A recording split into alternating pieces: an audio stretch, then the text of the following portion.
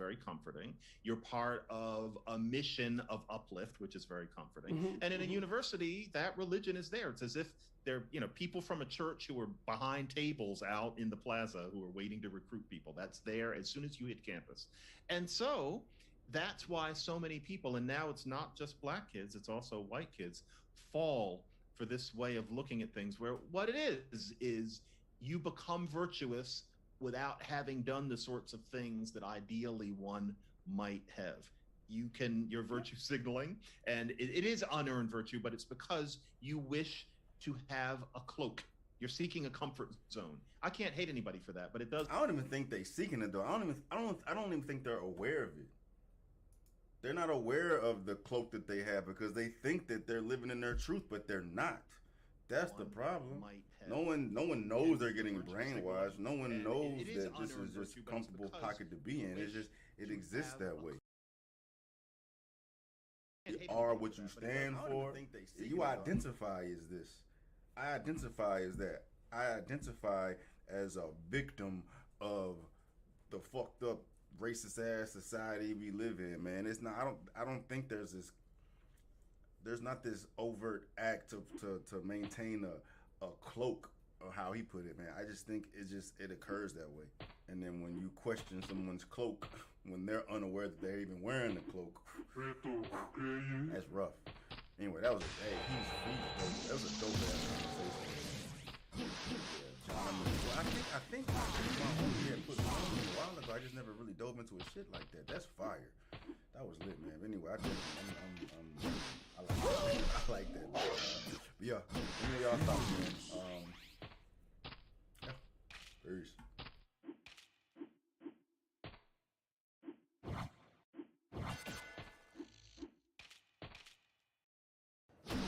Someone asked that there are gender fluid people. I would say yes.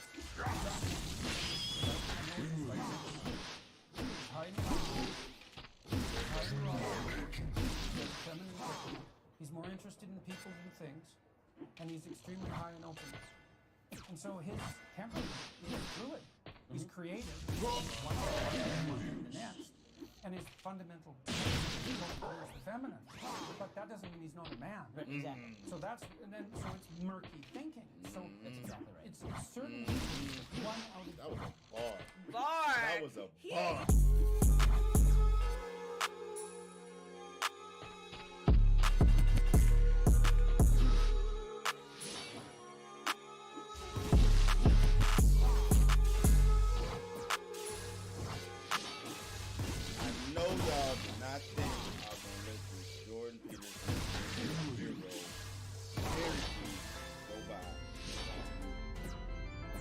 Something with it.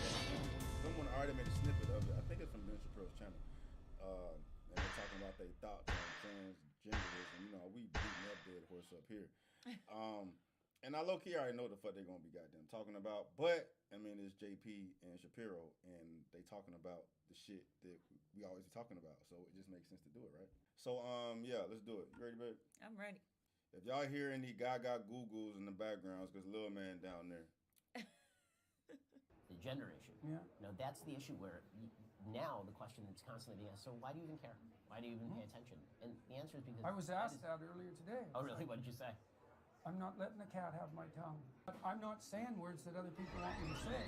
And the idea of compelled speech, it's like the bill was this much about gender. Right. And it was this much about, oh yeah, the government's going to tell me what to say. Hey, but now they're regulating what therapists can say. Therapy sessions. This is interesting because to me, the problem with a lot of this is less a free speech issue, even though I'm on the same page with you. And to me, it really is a fundamental truth issue.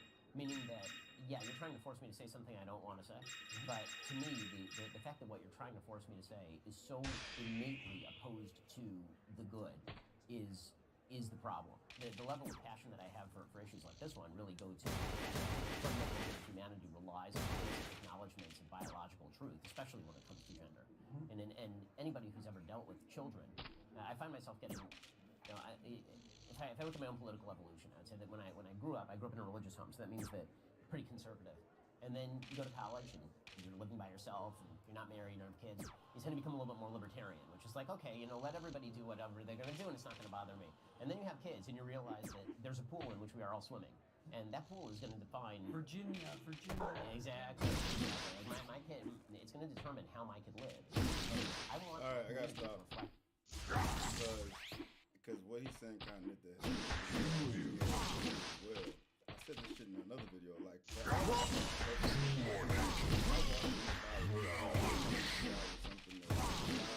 do whatever the fuck they want to do. I'm not going to anything anybody wants to do. When it comes to you can change how I live to accommodate y'all's fucking needs, right? So, long time.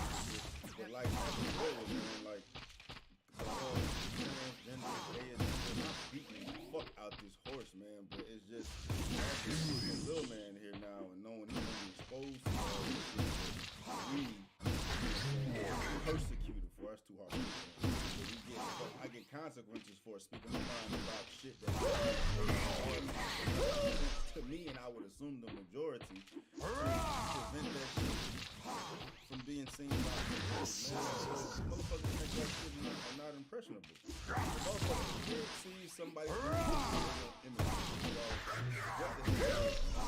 and we don't need nobody out here saying if you a boy you can be a girl, if you can girl you would be a boy, you can be whatever you want to be at 2, 3, 4, 5, 6, 7 years old, man. They gonna goddamn do it. It's not worth it. It causes too much harm to anything. Well, I think that's the point. It causes more harm than good. It may help a small percentage of people, but it affects society on the macro level negatively. All of this, we don't know the future effects. So I think people like Ben Shapiro, and then I think like us now that we have a little one, we're concerned about the effects of the next generation. I said the same shit in the video. I just watched part 2 of the little TikTok video of the mama, pretty much, I ain't gonna say forcing, but she provided options for a little man to do, and she's like pushing this agenda on Buddy. But I said the same thing to the effects of we don't know how this is going to turn out, and I was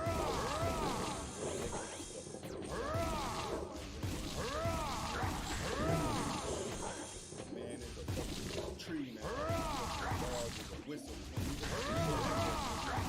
Whatever that is. Man, just leave the goddamn kids alone. The kids got questions. They should be able to know that there's outlets they can go to address their issues. And it's never been more of a safe place to accommodate this whole LGBTQ plus phenomenon. Is that the right word to use? I'm gonna get flamed for that? I don't give a goddamn. No, there's a fucking red carpet laid out for everybody that wants to, tackle that. If they have to struggle with that in their life, man. But don't be forcing this shit on the kids. Don't be exposing them to shit that they don't need to be exposed to. If it doesn't apply to 99% of people, why the fuck do they need to know about it? Right? And if we're gonna do that, if we're gonna expose them to this, we gotta expose them to every goddamn thing. I don't want my kid to live in the toxic life that you are creating for my kid. I don't want indoctrinating my kids in bullshit about it. Yes, exactly. Really, well, all exceed is not for my children. Yeah. Like, you can come after me, but you come after my kids, and that's a whole different story.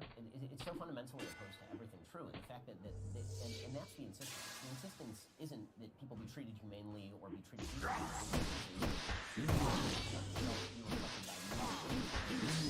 Reality and well, a lot of it's someone asked that there are gender fluid people. I would say yes. A young man who's high in agreeableness, he's high in neuroticism, he's more interested in people than things, and he's extremely high in openness. And so his temperament is fluid. He's creative, and so he's one thing one day and one thing the next. And his fundamental temperament is tilted towards the feminine. But that doesn't mean he's not a man. Right, exactly. So so it's murky thinking. That was a bar. That was a bar. You know what? It's like he takes, because Ben Shapiro is really good. He's really eloquent and he's very good with his words. But then JP just comes in and just That was wow. That was a bar. Hey, you could be a girl all day. You can be feminine. You can have all the traits of a female. but you are biologically a male. Mm-hmm. What can you say? I don't understand. What can you say to that? Thinking. So That's exactly right. It's certainly the case that 1 out of 10 women, now it depends on where you put the cutoff, say, but you could say with reasonable certainty that 1 in 10 women has a masculine temperament and 1 in 10 men has a feminine temperament. And so that's a lot of people. And those people, especially if they're also creative, well, they're kind of at a loss in relationship to what to do with their identity, because they're pulled. First of all, they have a hard time catalyzing their identity. Creative people have a hard time catalyzing it. It's like the definition of creativity. They're protean. And so have been people who play at the edges of gender identity forever. And fair enough. And sometimes that's even admirable if it's done in a sophisticated way. And it's charismatic. So you see it in Mick Jagger, you see it in David Bowie, you see it, and you see it in people like Madonna as well, because Madonna had a hard edge, that was very masculine. And all the Marvel superhero women have a hard masculine edge. And so we find that charismatic because those people are also integrated. But the notion that there's such a thing as gender, that's not right. There's variability in personality and temperament. And the idea that there's no such thing as biological sex, that's just insane. It's insanity. They've Insane. abstracted gender from sex and then read gender back into sex. Yeah. It's more important than sex. It's Well, and then why insist upon the biological modifications? Right. If there's no such thing as sex, it's like, well, what? Then just act out your role. Right. Leave your body alone because it's irrelevant. People like, I'm just too smart to be even talking about this dumbass shit. The fuck y'all talking about? Male and female, man. 2 plus 2 just don't equal 4 no more. No. Fucking It equals whatever you want it to Whatever the equal. fuck you want it to equal, man. God damn it. Like, y'all, fuck. The people who go against that, y'all got to see that shit. But they gonna be like, hey, it's my world. I can do what I want to do. Fine, do what you want to do, but leave me the fuck alone. God damn, that's how I fucking feel. Tell them how you feel. Fuck, dude. shut up. Anyways, well, it turns out it's not irrelevant. You have to go through the surgical transformation, which is a pretty dramatic answer to a question that for 99% of people who are ambivalent about their gender identity would be best solved without surgical intervention. Yep. And then so now in Canada, because they banned conversion therapy, it's now all affirmation therapy. Right. Fuck this conversion therapy. Woo! So if you want to change your sex, you had to go through, I'm assuming, I totally don't know. If I'm wrong, educate me. But I'm assuming you have to go through therapy before you actually do the surgery. You said they banned conversion They therapy. banned so that. You can go from No, zero to and you know what they changed it to? Affirmation. Like pushing you more towards it instead of having therapy to, see what is really going on. Is this something you really want to do? It's a permanent decision, to now just affirmation, which means just to make you feel better about what you're already thinking. Conversion therapy is the pseudo-scientific, which means some bullshit, pseudo-scientific practice of attempting to change an individual's sexual orientation from homosexual or bisexual to heterosexual, using psychological, physical, and spiritual interventions. I thought it was just conversion, like we're getting ready to fucking go from this to that. Like, this is what you want to do. We're not gonna let you just snip it off. We're gonna make sure this is the right decision, and put you through the right programs to make sure this is where you need to be. Yeah. I ain't know it was just, we want you to stop what you fucking doing, and we're gonna do whatever we can to prevent that from happening. And I can see why they would fucking outlaw that if that's the fucking case. I don't know why they would outlaw that. That seems like a smart idea. I would want my kid to go through that to make sure. But this is saying, this is attempting to change the homosexuals' minds and get them to go back to heterosexual. That's the way that reads. And I can see why they would outlaw that. You telling me I can't be what I want to be? This is to change your sexual orientation. Conversion therapy is a pseudoscientific. From homosexual to heterosexual. Yeah. So that's not talking about transgender people. That's talking about going from gay to straight. I'm throwing homosexuality, bisexual, trans all in the same pot, right? Mm-hmm. The American Psychiatric Association opposes psychiatric treatment based upon the assumption that homosexuality per se is a mental disorder, or based upon prior assumption that the patient should change his or her sexual homosexual. So they're saying that where you live in your life is not conducive to a fulfilling life, and we're gonna do what we can to get you back straight. Yeah, but they're banning that. Yes, but I see why they would ban that though. Because motherfuckers is gay, they're not trying to hear anything about them being straight. But what does that have to do with like having the surgery? I think this is one definition. I would look up conversion. That's what the fuck. But I would look at JP conversion therapy versus affirmation therapy in transgender people. All right, I ain't got time for all that. There's no such thing as affirmation therapy. Right. No, it's insane. I mean, the semantic game that was used in order to say, well, conversion therapy, which was at one time using electric shock to treat homosexuals, and saying that that's the same thing as you have a gender confused 12-year-old. Look, I had a 14-year-old kid who was a client of mine, and he was in the mid stages of puberty. He was a pretty creative kid. Agreeable kid as well, right? And that's important. So he had a bit of a feminine temperament. That also meant he could be pushed around fairly easily. Well, there was an aggressively gay guy in his school was hitting on him and trying to convince him that he was gay. Well, he didn't know. So he wanted to talk to me about it. It's like, well, I was going to tell him. What the hell do I know about this kid? Exactly. You know, and I wanted to hear what his problems were and how it might be sorted out, what he wanted. And like that's what you do in therapy is you help people sort out their problems. Now this idea is you come to me with an axiomatic claim, whatever it is about your identity, and my job is to rubber stamp it. It's like I'm not a therapist then. So this is not only insane, this insistence. Affirmation. Like I like to think of truth, untruth, and anti-truth, right? And the notion that therapists affirm is an anti-truth because, look, let's say you come to me and you say you have a proposition about yourself, and I say no. Affirmation therapy. I don't even want to get back into that topic because it's going to take time away from getting through the video. But affirmation, it's like you're right. You concluded to the fact that this is who you are. This is how you want to be. But how can you affirm anything so soon in somebody's fucking life? And how and there's and someone that's unsure, that's just experimenting, you get that affirmation. It's like, oh, this is written in stone. Like, all right, this is. So then it's just the gay agenda. They're trying to do whatever they can to goddamn keep it going. Yeah, affirmation. Affirm. Affirmation D. I ain't gonna say D. Fuck that. I was about to say affirmation. Nope. Look, let's say you come to me and you say you have a proposition about yourself, and I say no. I'm your therapist. No, that's wrong. It's like, that's not good therapy. But neither is you have a proposition about yourself and you're disturbed enough to come to a therapeutic session. And I say, yes, you're right. It's like, I don't know if you're right. Facts. And if you know you're what? so We're scared right, to challenge why are you people. Here? That's the like, what are we talking about if you're already right? It's a destruction of basically the only form of therapy that we know That's what the therapist is for, the goddamn... Challenge your thinking.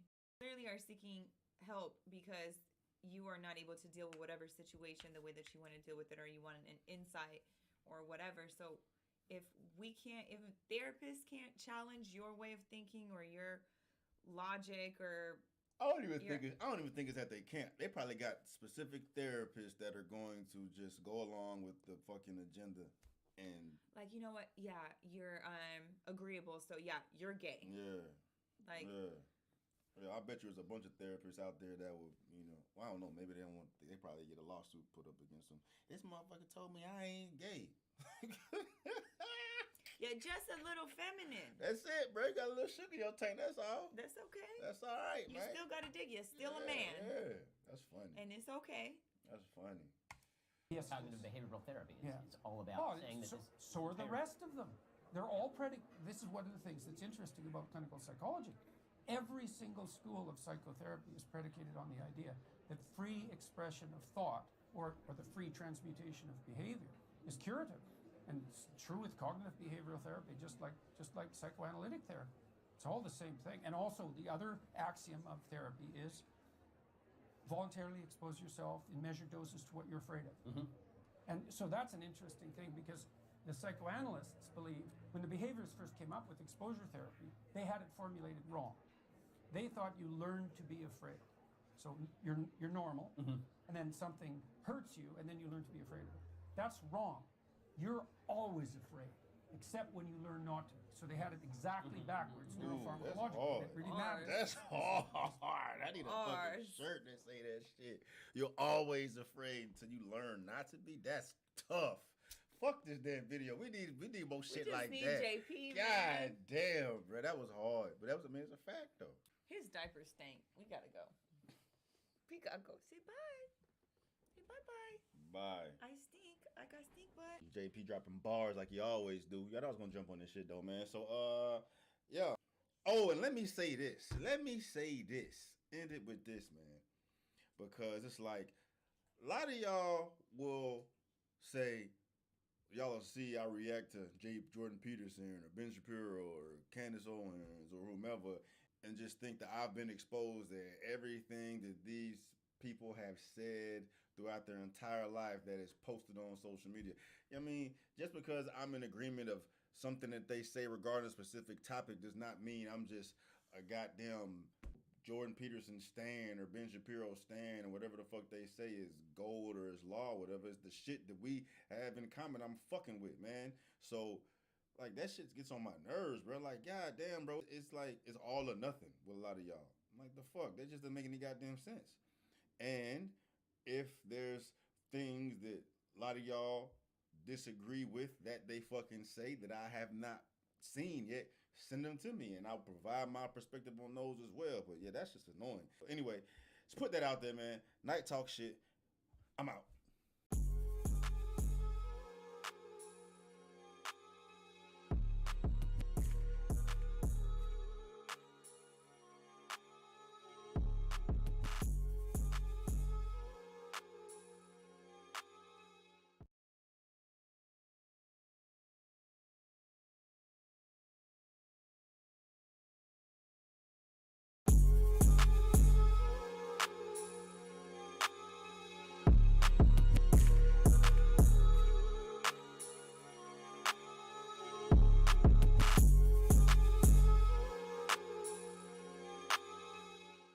I literally cited the DSM-5 in the speech, and it's called gender dysphoria, which is a term that I use throughout the speech, not gender identity disorder. You sound like a bozo, bro. And you get no pussy, and you can't even make your wife wet, bro. So what's good? You may have seen that clip of the verbal takedown of Ben Shapiro during a talk he gave earlier this week, but what you The verbal takedown. need to see is the rest of that conversation and the backstory, and I'm bringing it to you. Monday, the Young Americans for Freedom chapter at the University of North Carolina, Greensboro, hosted Ben Shapiro to come in and give a transphobic talk. And while that talk lasted at least about an hour, what I did is pull the real clips for you. The talk was titled, Men Cannot Be Women. Here's an excerpt. The mental health problems associated with gender dysphoria remain extremely damaging, even in particularly accepting societies. But suffering from a mental disorder does not mean that your underlying sex has actually changed, any more than believing that you're Napoleon Bonaparte makes you Napoleon Bonaparte, or, less flippantly, believing you are too fat when you are actually underweight, as anorexics do, makes you actually too fat. Transgender activists make an objective claim about reality based on subjective internal feelings. That is not sustainable. What's more, transgender activists demand that you go along with all of this and that you abandon reason, biology, physics, because we have to go back in time. If you now consider yourself a transgender person, we have to pretend you were never a member of your original biological sex. Now, the crowd, although full of conservatives, they did heckle the conservative host quite a lot during his remarks. And things got very colorful when a mathematician and physicist named Quentin Merritt had his say. Here's the full exchange. Hello, my name is Quentin Merritt. I'm a mathematician and a physicist here, a double major, and I also just won the most prestigious... How are you a mathematician and physicist if you're still a student there? Said it's double major, but all right. All right. My name is Quentin Merritt. I'm a mathematician and a physicist here, a double major, and I also just won the most prestigious award in the country to pursue research at any institution I want, the National Science Foundation Graduate Research Fellowship. So I think I'm pretty, qualified to say that most of what you're saying is based on, old data. But my question to you, I want you all to, realize that. Last month, but sure. What he said sounds like a bunch of bullshit because he's still studying it. He hasn't graduated anything, but doesn't provide reason to oppose what Ben Shapiro's saying. He just says, I have all these prerequisites and credentials, therefore I can say what I say, you need to accept it as fact. All right. Okay. For example, gender identity disorder, that's the DSM-4, bro. We use the DSM-5 now for psychologists to be able to talk about... I literally cited the DSM-5 in the speech, and it's called gender dysphoria, which is a term that I use throughout the speech, not gender identity disorder. You sound like a bozo, bro. And you get no pussy, and you can't even make your wife wet, bro, so what's good? So, see, like right there, the conversation should stop. Like, bro, you just contradicted yourself in how you're representing yourself. I'm a mathematician, physicist. I just got this prestigious award, and then you come up here and try to tear down Ben Shapiro like that and attack his character and what you claim he ain't doing what he is doing at the crib with the wifey that ain't got nothing to do with the fuck y'all talking about. You know what I mean? That's why I'm so sick of this fucking woke shit, bro. I'm so sick of this woke shit. I'm so sick of the crazy motherfuckers, bro. They're insane. They're nuts. They're entitled. They're delusional, and they want to goddamn. Bro, that's what this is, bro. Like, they're rotten. You need to throw these fuckers away because they're ruining it for everybody. They're ruining it for the majority. They're ruining it for the minority. They're ruining it for the LGBTQ. Like, the LGBTQ motherfuckers don't fuck with y'all. And y'all out here getting stupid like this, bro. Like, and the fact that people were supporting what he just did during this, bro, is like, hey, there's nothing right about that. Shapiro attack you? No, he up there having a conversation with you. You all signed up to come listen to him talk. And he definitely had an agenda to spit that shit out him so quick. But we so used to seeing this. We so accustomed to seeing this. Let them say whatever the hell they want to say and not be held accountable. Ain't no consequence of them acting like that. You know what I mean? It's this woke shit, bro. Fuck the left, the right, liberal, conservative, bro. It's about what's right and what's wrong. And if you feel like what he just did there was right, and you're a part of the goddamn problem, like, take a look in the goddamn mirror, because nothing you want is ever going to make anything that we have here better. the nice thing about having real several question- small the children real that don't question feel the is- need Ain't no real question, bro. They supposed to dead it, but I can't help it. to have my If masculinity we're using challenged a by someone Western like you. colonial idea of gender, then why should it apply? If we're using, because the gender binary is a Western colonialist framework of gender. You're you right. know? Men and women don't exist in any other culture. No. In any. No. You're Think right. about Native American. Nailed it. Third gender people. I'm not saying that. Third gender people exist in Native American societies, Western African societies, like Southern Native American societies, like Mexico. So in other places that are not white dominated, And they like are the United States or incorrect. Europe, and so you're I'm saying saying white, they're biologically so non-white incorrect. people. I'm a mathematician and a physicist. You cannot So tell what me. so I have a question. What does mathematician and physicist got to do with what you saying, bro? What does any of that got to do with you saying? Anybody can go and look up what the hell you talking about. And it's apples and oranges at this point, bro. There's nobody trying to discredit anybody's existence. If you wanna believe that you are what you are, fine. Do what you gotta do. That's not the fucking issue. Well, at least with the majority, it's how they're imposing their will on everybody else. That's the issue, bro. You can do what you want to do over there, leave everybody else alone. I can do what I'm gonna do over here, leave everybody else alone. But it's when you try to combine sports, combine bathrooms, showing children shit they ain't prepared for. When you are imposing your will on people, that's the issue. When people fight back at it, cancel culture then arrives. That's the problem. You know what I'm saying? Some people believe there's a binary. Some people believe there's not a binary. What's the problem with that? What's the problem when you believe what you believe, when I believe what I believe? You a Buddhist. He's a Muslim. He's a Jew. People can live here with difference in beliefs. We've been doing it for forever now. You know what I mean? But it's only a problem when people don't agree with how you see things. And you try to attack people, talking about he don't get no puss, and he ain't getting his girl, his wife. Come on, man. That's how all these motherfuckers act, bro. But look, I ain't even mean to dive into that shit, bro. Like, it's like big picture. If regardless of how you see things in this world, if you see this interview, if you see this back and forth between these two, and you are siding with this damn idiot thinking that he somehow won this debate or whatever the hell you want to call this with Ben Shapiro, then you are the problem. You are the problem, brother. That's not right. Would you let somebody like that talk to your mama? You let somebody like that talk to you like that? Your girl, your child, whatever, when it was not required? So I have a question. And also, you're not a biologist. So I have a question. I'm 20. As a mathematician and a physicist, what in the hell do you know about human biology? And you got that your allows law you to degree from deny it? Harvard. What do you know about biology? You got your law degree from Harvard. And frankly, Nothing about this is conducive of anything positive, bro. At this point, dog.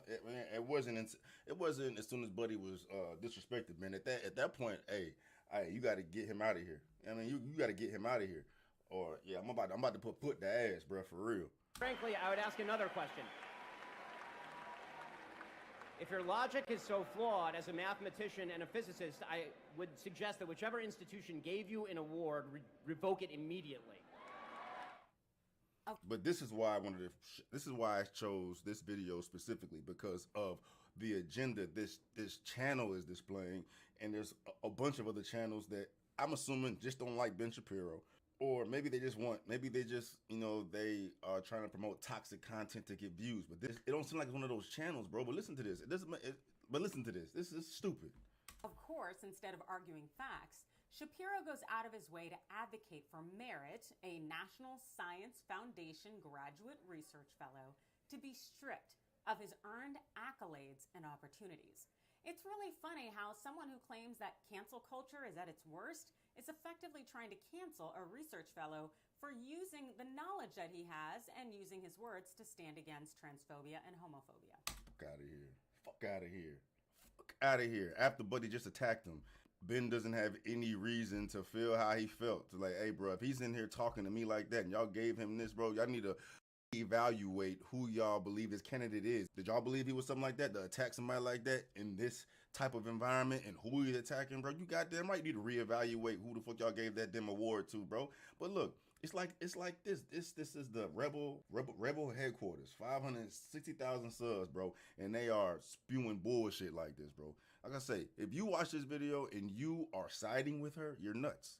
You're insane. And then Ben Shapiro did try to argue facts, but the motherfucker tried to talk all over Ben. You know what I mean? Like, bro, like, hey, you and I see it differently, man. You and I see it differently, dog. Ben ain't tried to attack him. He ain't tried to attack him. But then, all right, so look, there's a bunch of channels out here that are conveying the same message that this channel is trying to do right now, trying to tear Ben Shapiro down for doing what? Doing what? Get attacked? But then, watch this shit. My name is Quentin Merritt, and I just roasted Ben Shapiro. But before I get into the reasoning behind my actions, I'm going to give you some background about my experience at the event. Bruh, he's reading like a motherfucker, too. This is all, like, premeditated. You know what I mean? It's all premeditated, bruh. I just went up there to do this and do that. I'm going to fucking do all this to get views on me. Just this little... he may not even be one of these woke motherfuckers. Maybe he is. He's just trying to goddamn get clout off this shit. I attacked Ben Shapiro, bro. Fuck out of here, bro. He need to get his little ass whooped. That's what needs to happen. I went with a friend, and we strolled through campus to get to the gym, waited patiently in line, shuffled through security, all to get to the biggest and most controversial event of our time in college, Ben Shapiro at UNCG. And as we walked down the stairs and tried to squeeze into our seats and settle in for the event, we hear someone yell, "I fucking hate minorities." Just like that. My friend and I immediately looked at one another with shock. Y'all believe that shit happened? Who the fuck is gonna say that? Who the fuck is gonna say I can hate minorities in general? Like, have you ever heard anything like that? Why would somebody put all minorities in a box? Like, you don't like black folk, you don't like Asian folk, you don't like Polynesian folk, you don't like all minorities, like LGBTQ, whatever. Like, come on, dog. That's a bunch of cap. That's a bunch of cap, bro. Come on, man. My friend and I immediately looked at one another with shock. Him wide-eyed, looking at my black skin, and me uncomfortably staring at his brown skin against the sea of white faces that surrounded us. I mean, that was to be expected, given Ben Shapiro's demographic. But what I did not expect was the lack of response to the hateful statement that resounded in my ears. No one batted an eye or turned their head except for us. The lack of care by the people who surrounded me, most of whom shared the same views as Ben Shapiro, stirred a fire within me. And that's when I made my decision. I posted to my Snapchat story, and I said that I was going to heckle him.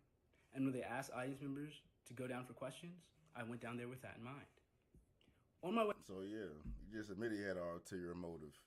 He made this shit up out of fucking nowhere, bro. Didn't nobody say, no one said I can hate minorities. No one's gonna say that, man. It makes no sense to say that. You hate everything that's not the majority. Come on, bro. That makes no sense. But he's doing this for clout. It's definitely for clout, but just to validate the words he chose to use against Ben Shapiro, he's saying that he got some fire in his ass for being disrespected. So, I mean, the whole sea of white people he's sitting in symbolize Ben Shapiro. So he's gonna give all this energy back to Ben Shapiro and heckle him, bro. Get the hell out of here, bro. Get the entire fuck out of here, bro. But this is the type of shit we're dealing with, man.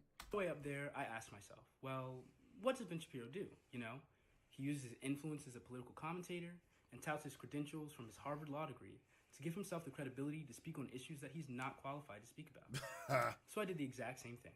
And for those of you on the internet saying that there's no way that I possibly won this prestigious award, I'm sorry to tell you that you're wrong. It's true. I was awarded the national. Yeah.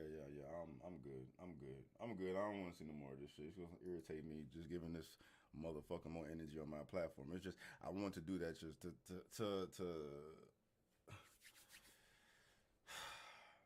just to highlight where we are.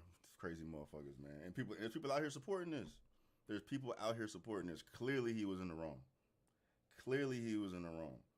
Like, say for even if it didn't happen, it's cap. Nobody said what they said that made him do what he did.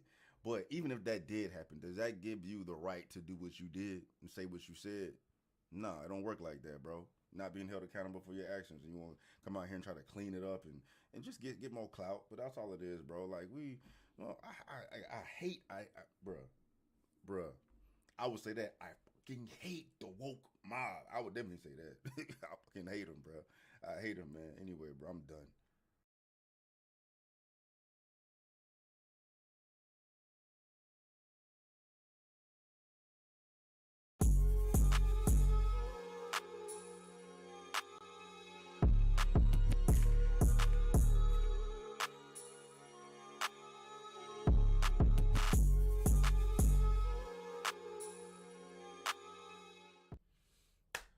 What up, YouTube? It's Stevie Knight here, man. On TikTok. I've been blocked from TikTok. But I'm browsing, just looking at the craziness of society. And I came across this video, man. It irked the shit out of me. So I'm just going to play it for y'all, man. I don't know who Shawty is. She got hella fucking subs, got hella fucking influence. She put together this stupid ass video, man. It irritated the fuck out of me. So just watch this. What if, I want you to think about, what if men treated women the exact same way women treated men? What if men held women accountable for... Y'all, this one damn near left me speechless. Because the brain power, or lack thereof, I should be saying, astounding. Nothing you're saying makes any fucking sense whatsoever. I will elaborate why. You're saying, what if men treated women the same way women treat men? I'm assuming you mean like shit, correct? This whole... When you assume shit, you look like an asshole, but clearly she saw the entire video she took this snippet from, so she had an ulterior motive putting this video together, but you'll see that up here soon. But come on, man, it just irritates me, bro, because this woman got a lot of influence. She know what the hell she's doing. All this does is perpetuate this bullshit where we are today. Instead of fucking helping the system, you're making the problem worse. All right. Whole men ain't shit ideology that y'all fucking hate. You know why misogynists hate men ain't shit? You know why they hate that? Because that She's pulling this shit from nowhere. She's literally pulling this shit from nowhere. What he said nothing about this men ain't shit ideology. Because she know what the fuck she's doing. They have to be nice, and that is too big of an ask. This is going to shock you, rock your world even. But men already treat women like shit. Can you believe it? Women only in the last century got, like, rights. Women don't even have full bodily autonomy today. And you think men aren't immune to women? Any of that have to do with prison? I hate when people go back in time trying to substantiate arguments. Well, we just got this 100 years ago. We just got this 10 years ago. Anyone from anywhere can use that argument anytime. I'm black. I can use the black racist card with any given argument, given this type of, given what she's doing. We're not living in the 1950s. We're living right now, 2022. Women have never been this powerful. So all this shit she's talking about is irrelevant. I'm talking about right now, present day. And women are not held accountable the way men are held accountable. There's an enormous difference in the way women treat men versus the way men treat women, given the majority of engagements, right? That's not what this is for. That's not what this is for. But she has an ulterior motive. I'm going to stop talking now. My bad. Were you born a fucking hour ago? Is this your first day on Earth? Women got the right to like own property and a vehicle and a fucking bank account without needing a husband. They got the right to go to fucking work and vote. And the men are like, what else do you want? Anything else, you fucking selfish bitches? You guys are just... Now, it turns out, you have to be fucking nice to keep women around. The entitlement! You're so fucking entitled! And last, I want to touch on this fucking protection fallacy y'all spew all the fucking time. She has to earn protection! Which is telling, first of all. Second of all, protection from what? Not wild animals, right? Because we're no longer cavemen. So, who are you protecting women from?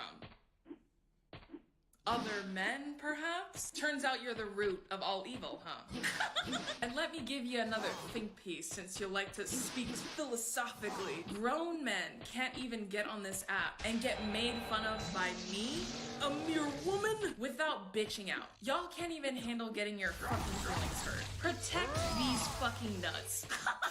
And last, put a fucking shirt on. I can't take someone seriously whose titties are out on display for the looks of other women. Bye. Bruh, that shit was terrible. That shit was terrible because Buddy had no malice with the video he put together. Watch it. That shit was fucking terrible. Okay, I have a question for ladies, females, laptops, bobcats, whatever y'all call yourselves in 2022. There are hundreds and thousands of videos on action. We don't need men.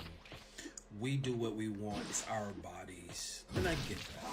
We only gonna do this if he deserves it. Did he earn me? Did he earn my time? Did he earn this? Does he deserve this? I don't feel like doing it, so I don't have to do it. And I'm the first one to tell you, you're absolutely correct. I believe in equality. I really do.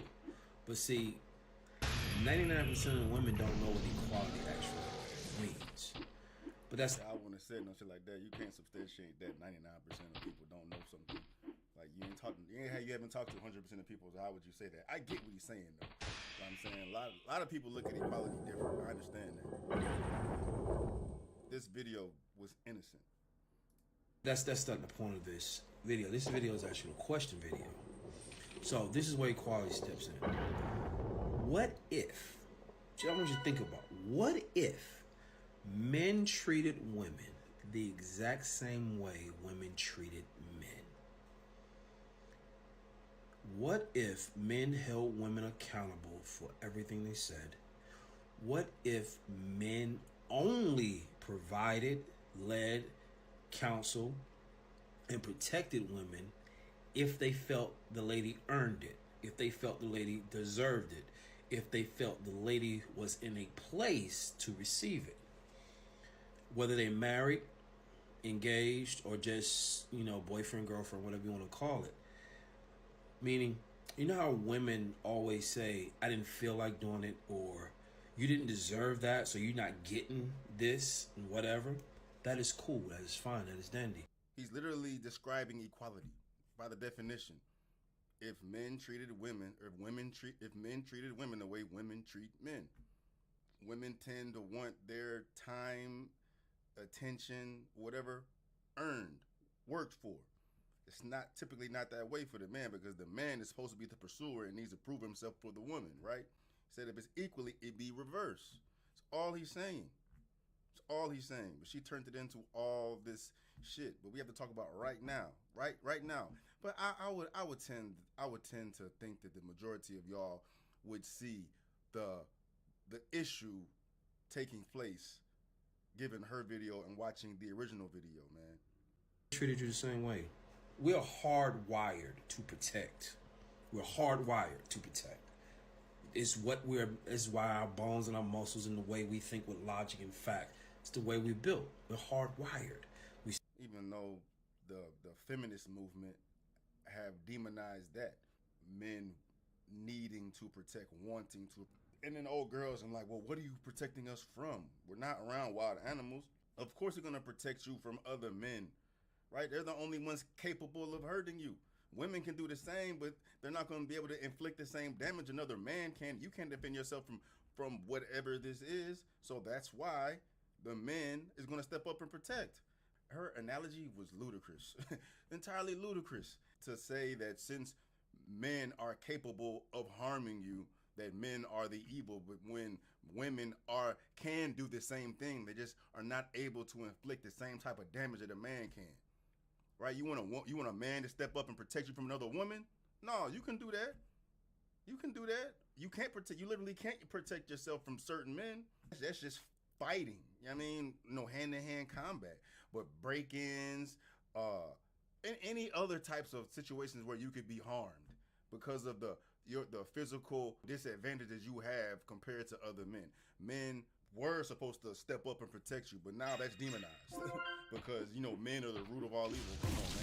Come on, man. That's one of these.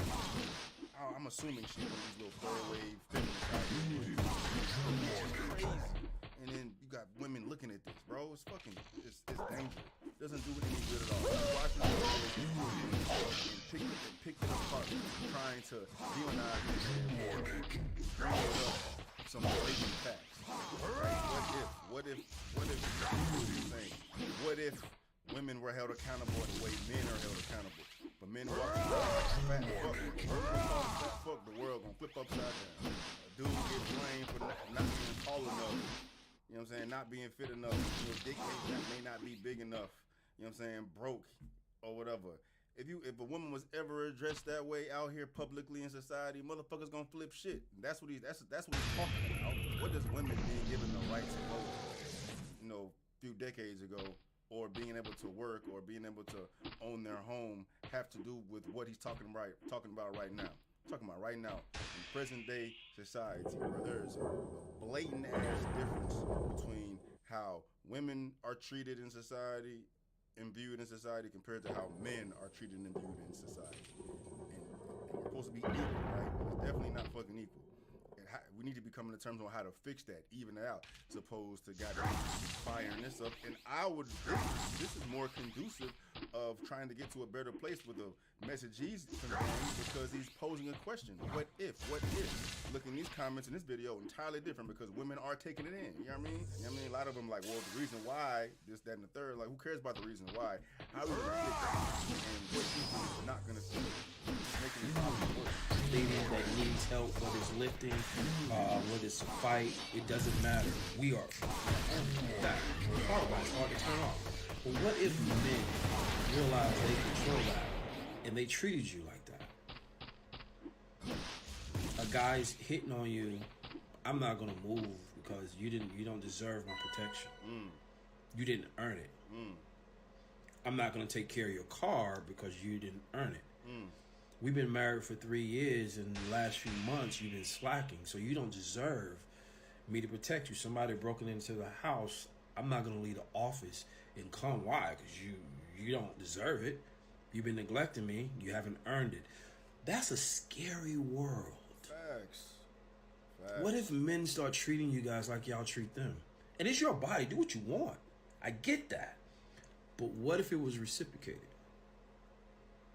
What was wrong with anything he said? Just posed a hypothetical, gave you a question.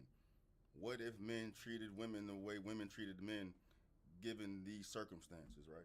It'd be an entirely different world that we live in. And it's going that way low-key already now with, like, the hard-ass masculine women and the feminine-ass man, bro. But they're literally killing this dynamic.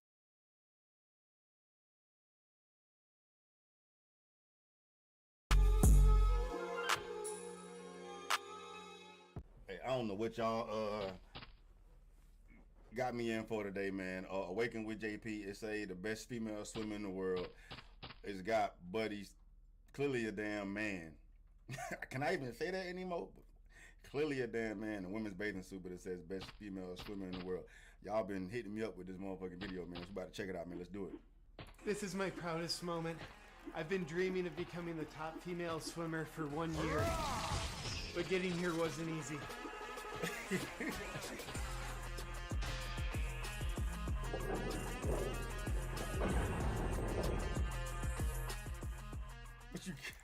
But can't get mad though. Hold on. Wait a minute. This video has 3 million views. Came out on the 5th. That's a lot of views for something that's like dogging right? So they clearly limit videos on topics like this, bro. It's because we played it. There's in the world. There's nothing LGBTQS trans about it. So that was smart as hell, bro. I'm not thinking myself, why they let you do this whole damn? He did the damn thing. But shit, that's a fact though. That's a fact, bro. That's a fact, bro. I'm gonna do the same damn thing. I'm gonna knock on the motherfucking Olympic headquarters and tell them I'm registering the team. I want to make you know. I learned how to swim when I was 7 years old. What might surprise you is I was actually a really slow swimmer. We stayed a really slow swimmer through the first couple years of my collegiate career. Then I turned 23 and all of a sudden I'm the best swimmer in the women's division. That's exactly what she doesn't like me. That's swimming basically part of my life for so long.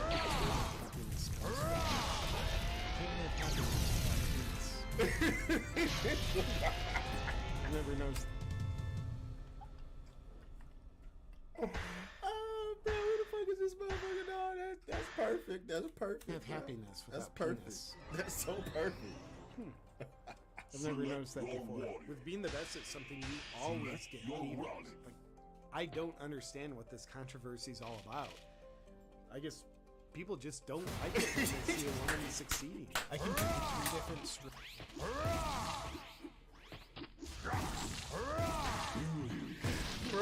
Bruh, make it make sense.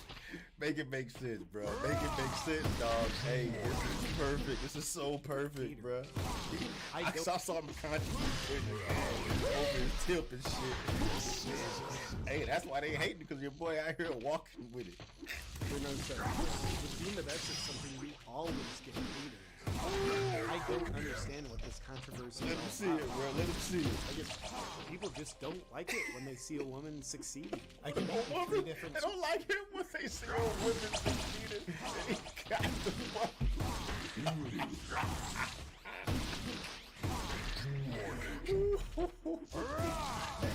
know, you laugh so hard like the back of your head, it hurts, bro. Oh, that's fucking funny, man. I guess people just don't like it when they see a woman succeeding. I compete in 3 different strokes: freestyle, the butterfly, and the backstroke. He's so You gotta be in the deadass. pool for hours each day. He's so genuine with it, bro. He's classic, bro. This is dope. It's the only way to become the best. Guess I must have drank a lot of water on that lap. Yeah, it's not all easy. Some of the other ladies don't feel comfortable being in the same locker room as me. I'm appalled. I just don't understand why. Is this because I identify as black? These racist women around here. Or maybe they're just intimidated by my sensual femininity. I mean, you know how girls can be. Jealous. Oh, bro. Swimming brings up get out of the pool. That's for ladies only. Some of my competitors are angry that I tested positive for having XY chromosomes. And I don't know how they got there. Might have had like a tinted supplement or something. But really, I think my competitors are just sore losers. Bro. Hey ladies, I beat you by 11 minutes 30 square. So get over it. To me, swimming is real art form. An art form that requires a lot of upper body strength. The more of it you have, the more of an advantage you have. Women can most certainly get other women pregnant. He's perfect. The writing on this shit is phenomenal. The writing on it is phenomenal. That's a whole double. That was a bar. Swimming, you need a lot of upper body strength. You got a lot of that. You're gonna learn how to do the damn thing. Men have more upper body strength than women. Right? That was dope. The more of it you have, the more of an advantage you have. Women can most certainly get other women pregnant. Yeah, my sore loser teammates, maybe they should get in the pool and train more. The reason why I win all the time is because I'm more dedicated to my training.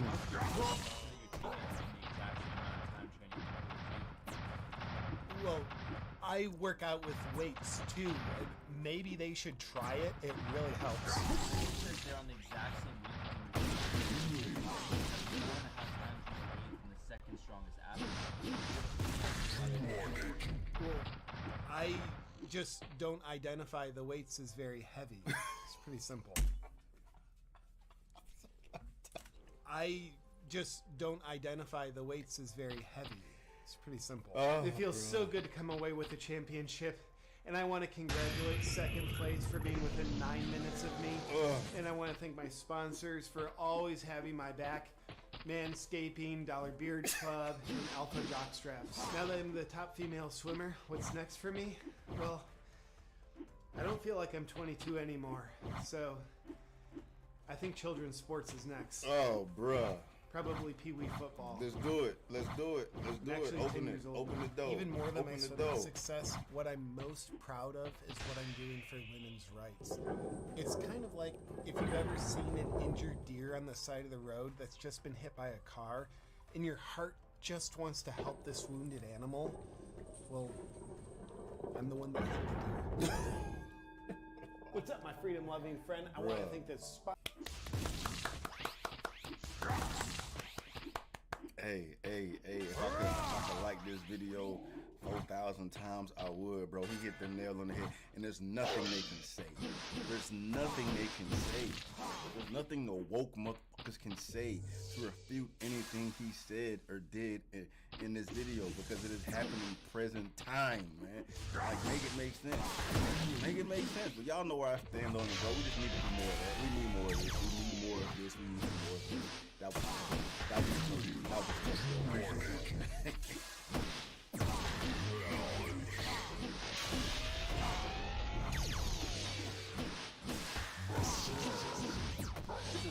Opus ass, outrageous, crazy ass, left niggas, progressive. I don't even like talking like that. That's what the fuck it is. You motherfuckers like crazy.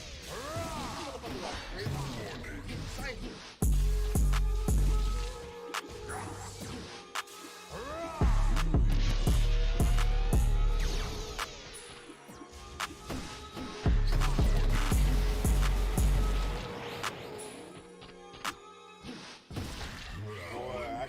Right shirt on today. Look, if you woke, I'm sleep. Bruh, this woke shit is ridiculous. It's like a dream world. Being woke just means not even trying to. Where we are in society, being woke means legitimizing the way you feel. Your feelings are a fact, and no one can say anything otherwise. And if they do say anything otherwise, it goes against how you feel, then those motherfuckers are the enemy. You know what I'm saying? Like, it's crazy. Bro, look at this. My homie sent me this. So speaking of that, if y'all come across some crazy shit or some shit that people need to be exposed to that the media is not showing, send my way and I will jump on it. Anyway, man, look at this bullshit. I swear. You couldn't even write this. You could not even write this. After this shit, diet and exercise is conversion therapy. Luckily, I just learned about that shit a couple weeks ago. Did a reaction to Ben and Jordan talking about some shit, and they brought up conversion therapy. In the context which I learned that is conversion therapy is used as a method to try to snap people out of frame of minds, mentalities, right? Like the LGBTQ community. Back in the day, they used electric shock therapy to try to shock people from not being gay anymore. Now it's just a process in which therapists and psychologists try to get people to change the way they see the world. Like if you're gay, they want to try to convert you back to being straight, or if you're trans, convert you back to being not trans. Now they call it, what do they call it? Now they call it, it's like the opposite. It's called, now they call it affirmation therapy. You feel the way you feel, you see the world, how you see the world, and therapy is conducted to affirm whatever it is that you think that you are, right? That's what I needed to know. That's what I was trying to remember. But anyway, now this activist in this article is saying that diet and exercise is conversion therapy for fat people. So diet and exercise is a way to try to sway people from not from not living their fat ass lives anymore. I'm gonna be rude, I'm gonna be crude and like that with all this shit. Call me fat phobic, call me disrespectful, call me all that. I don't give a fuck. I have to be this way to balance this bullshit because they are on the extreme side of body positivity, man. Like it's outrageous to say that diet and exercise is conversion therapy for fat people. We're trying to mold your mind into not being fat anymore. No, motherfucker.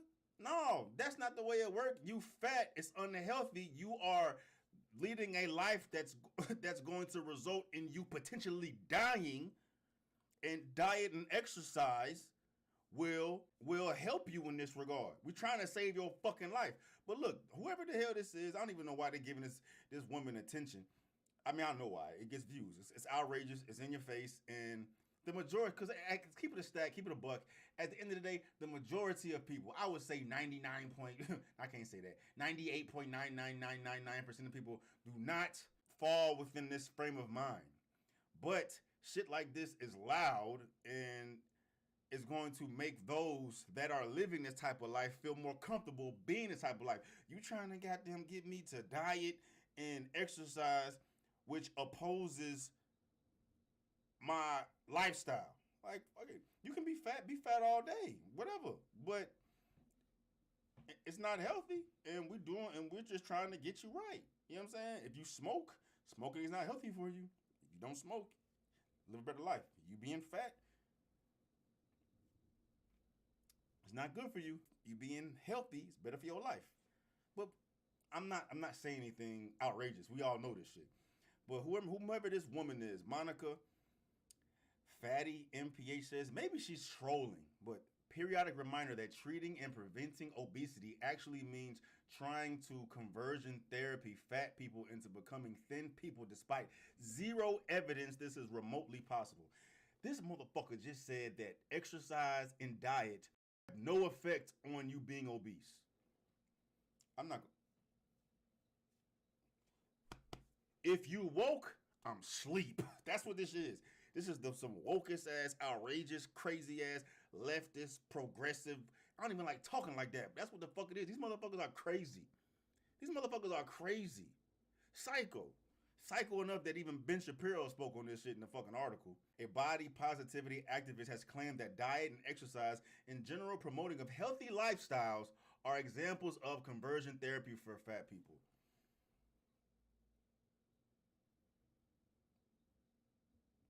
Outspoken activist Monica Crate, whose self-described objective is imagining size-inclusive care and public health policy. Size-inclusive care. So doctors are just supposed to let you be fat. Let you live a life that's going to result in your ass potentially dying sooner than you need to. The doctor's job is to keep you healthy as fuck, and you want us to include your fat ass in I don't know, in what? In what? Because it's not healthy. It's not healthy. That's like a moronic statement. Imagining self-inclusive care and public health policy. That's like a moronic thing to say. You're not going to include being fat in public health policy because if you're fat, you're not healthy. It's not included. It's not included. We're trying to minimize that shit. So they're going to provide you information that's going to help you get where you need to be. But according to this motherfucker, it's conversion therapy. You cannot write this. You couldn't write this. You couldn't write this. It's like they're identifying as fat. I identify as being fat. Leave my fat ass alone. I want to be fat, and you telling me that's fine. You can do that though. You can do that though. There's nothing wrong with that. You want to be fat and live this unhealthy lifestyle? That's on you. Motherfuckers do dangerous shit with their life all the goddamn time with no regard of living a safe life. That's fine. Free will. Do what the fuck you want. But you cannot expect people to just sit back and not say nothing. But for motherfuckers sitting here playing Russian roulette with a goddamn weapon, just pulling the trigger, you expect everybody just to fucking sit by and allow this motherfucker to keep pulling the trigger and not intervene? Nah, bro, that's not healthy for you. You're probably gonna end up dying sooner or later, more sooner than later. It's the same shit. You are eating yourself to death. You probably should stop eating. You should probably get your fat ass in the gym to save your life. But this is where we are. This is where we are. This is crazy. This is crazy. Psycho. Fuck this woke shit, man. Fuck this woke shit. I used to think that woke was like you just see the world for what it really is. But woke is like low-key you're retarded. That's what this shit that is. You are retarded. You slow. You're an idiot. I can't even talk like this because they're going to fuck Rumble account. But nah, Rumble ain't even popping like that. But that's what it is. If you are woke, if you are quote-unquote woke, I can't talk to you. I can't talk to you because you in your feelings and you're not seeing anything rational. And you got to get past that to have a conversation with me. If you on here saying, hey, I feel good being fat and you telling me I need to exercise, why are you telling you need to do anything? Nobody's telling you need to do shit. You probably should do this if you want to live a long, fulfilling, healthy life. If you got kids, or you want to be around for your kids, you want to be around for your spouse, your significant other, you want to be around to be successful, you want to be around to experience life, you want to be comfortable, you want to be able to breathe, you want to be able to walk, you want to be able to enjoy your life, you know what I mean? Before you just sit back and just let you eat yourself to death. Go ahead, eat yourself to death. And then we'll be dealing with motherfuckers are just ignoring these people out here doing this crazy ass shit, and then we'll literally be living in chaos where people just having no accountability and just doing whatever the fuck they want to do. And look, it's just crazy. We're just living in an insane dystopia. Pandora's box, it's been opened. The door to Pandora's box is opening wider and wider and wider and wider and wider. Bro, I swear you can't write this shit, dog. You can't write this shit, man. But anyway, man, this article is crazy as hell. But yeah, Night Talk shit. Look, hold on. I see something. I just saw something. I saw Ben's mentioning on this article, but I didn't dive into what the fuck he's saying, so I'm reading it now. And he's giving him the smoke. I guess he's mocking this tweet. Shapiro mocked the left's affirmation mantras on obesity, gender, and promiscuity. Like, my fatness is my identity. I just said that shit. My subjective beliefs contra all biology are my identity. My sexual choices are my identity. MI is my identity. Just saying, fill in the gap. Whatever you feeling, how you feeling is your identity. And since you identify as that, no one can tell you anything that opposes your identity. That's the world we're living in. Hey, I identify as someone with a 900 credit score with $3 million in the goddamn bank. And if I don't have that, then you're threatening my identity. Look at that shit. You threatening my identity. Mainly by failing to applaud this means you are doing violence to me and must be destroyed. Shapiro continued the parody. Bro, he was, hey. We here, man. Just trying to bring some reality back to this shit. You know what I mean? Come on, man. Motherfuckers need to speak up. Shut this woke shit down. If you woke, I'm sleep. I'm out.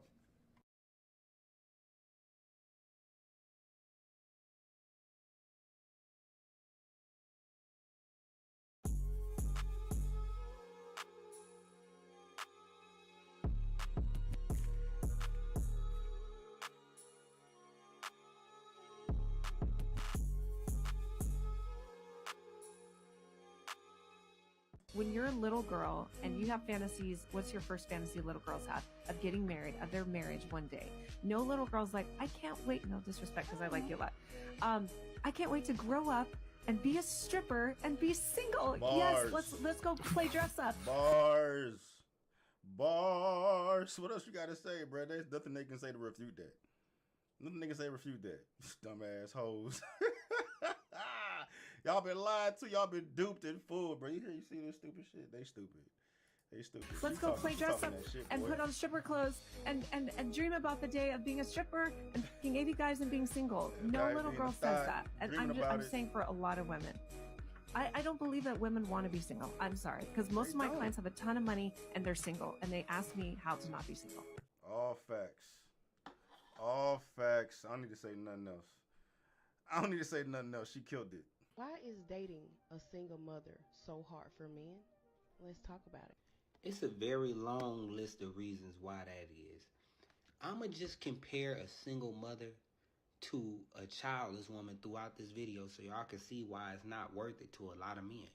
First off, in the beginning of dating a single mother, the child typically is an excuse. Maybe it's not on purpose, maybe it is, but you gotta jump through hoops just to get access to the woman based on their kid and their availability. The kid gotta do this and do that, or the child is young, you can't find a sitter. Don't none of that happen with a childless woman. She might make another excuse, but it ain't that one. When a woman has a child, it kills all spontaneousness. We can't just... Bruh, I already know that shit from having this motherfucker, dog. You fucking my shit all the way up. I mean, I love him.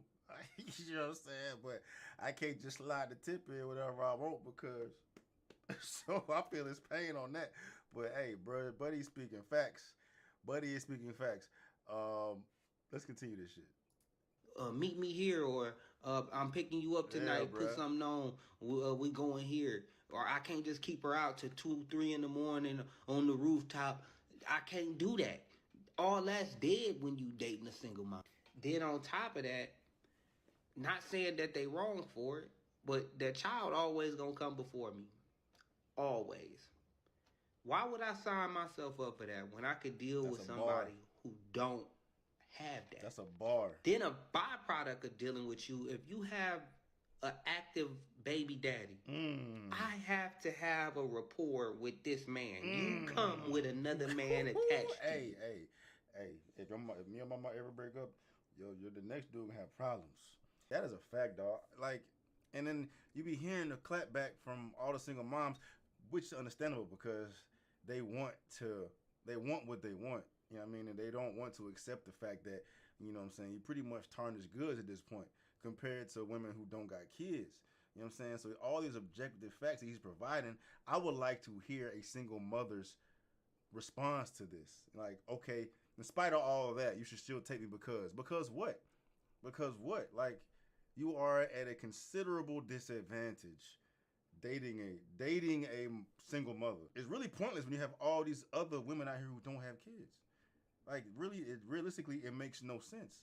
So that is a drawback of a woman having a child.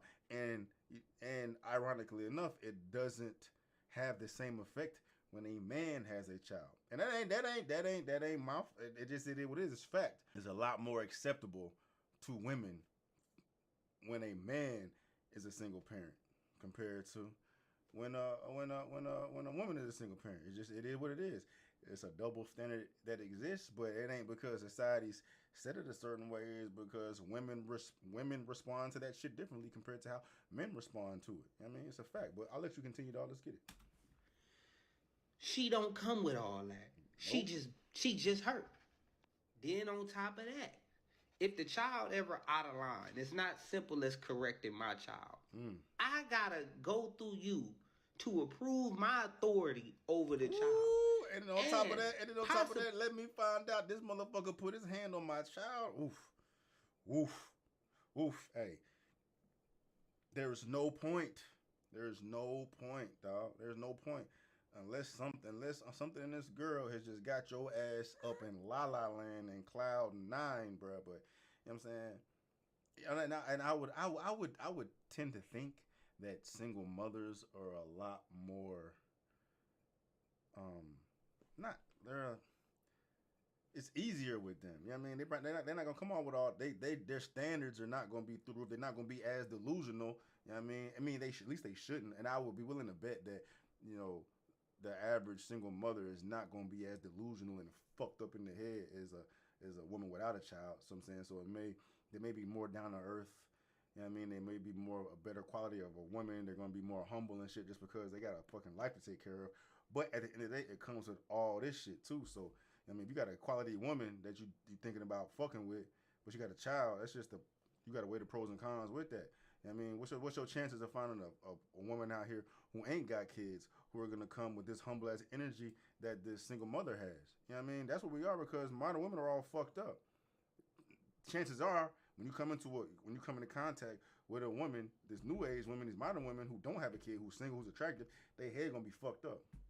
But if you come into contact with a single mother, her head not gonna be as fucked up. But she got all this fucking baggage. So the biological father, I had to have a decent relationship with him to know how we gonna go about that. Facts. Then a lot of y'all put stipulations on manhood based on the decisions you made with your life. A real man to love the child like it's his own. Nah. Why does me being a real man, why is that based off a choice you made in your life? How about I love my own kids? You talking about me having to love your kids like they mine for me to be a real man? No, I don't have to deal with you, and I still be a real man. Facts. One problem is a lot of single matter of fact, it's like not even you have to prove it to me that you worthy enough for me to deal with you with your kid. That's what it come down to. It ain't flip it, but they like flipping that fucking manhood shit. What a real man would take all of me, regardless of what the fuck my circumstances is. No, y'all like to play that game, but y'all know most men do not want to hear y'all questioning their fucking manhood. But if a man knows what a fucking real man is, they gonna hear that shit as noise and just walk the other fucking way. Nah, bitch, you got shit fucked up, right? Wait, let's go. They child is a treasure to the world when the child is just a treasure to you. Bars. You'll make a man constantly have to prove that he's worthy of being in you and your child's life when you should be proving that you're worthy to bring this child that's not his into his life. Dating is competitive when you dating somebody who got options. It's only not competitive if he has no other options. But if he got other options, you got to look at it like, why should he choose me when he could choose somebody who don't come with everything I come with? All I have to say is our legal system is fucking rigged, especially if you have a dick. I was a good husband. You better listen, I'm a bro. good father. You better listen. I have 50-50 custody of my kids. I'm not even divorced yet. Speaking with my attorney today, she basically gets all of my shit. She cheated. She put another dude before her fucking family. She left. Mommy and daddy buys her a fucking house. I'm losing my house for my kids and have to go rent a tiny house now, which is whatever. That's fine. That's great. But I have 50-50 custody. She makes good money. Her dude makes good money that they live together with in the house that mommy and daddy bought. But yet I have to pay fucking child support and basically give her all of my shit. So she gets a fucking reward for cheating and fucking over her entire family. The legal system is fucking rigged, especially if you have a dick. There's literally no advantage for a man to get married. There's no advantage for a motherfucker that got money to get married. There's the only benefit of it is you're gonna make your partner feel better because they're married now. The juice ain't worth the squeeze. Why do I have to invest the potential everything that I own to make your ass fucking happy? That's all marriage is at this point. I mean, you can save a few bucks tax wise and shit. You know what I mean? But outside of that, there's nothing a married couple can do that an unmarried couple can't. You know what I mean? And the marriage system is fucked up. I mean, why would any man today get married with the way the system is currently structured? It makes no fucking sense. The whole marriage idea just allows you to see the type of person you are with if marriage is a topic of discussion between y'all two, right? If your woman wants to get married and she doesn't understand your issues with getting married and tries to hold that against you, trying to cast you as a fucking asshole, then that's somebody you may not want to deal with, right? You may have done yourself a favor. The marriage system may have done you a favor, because if she's this fucked up about your reservations from getting married, just imagine. Come on, dog. Just imagine how things may potentially be when like some real fucked up shit happens, dog. You know, fuck that. There's no system. The juice is not worth the squeeze. Why would I sign up? Why would any man sign up to get married when this shit could potentially happen? All this bitch got to do is cheat and you lose everything. Fuck out of here. Fuck out of here. I know it's not an absolute thing, but just the mere fact that this can potentially happen, and this happens a lot. No. Like you do, if you get married your fucking way. Y'all's fucking way. Within what's gonna make y'all fucking happy, man. Whatever the fuck ever. Yeah. All right, he tripping, man. I'll be back in a minute.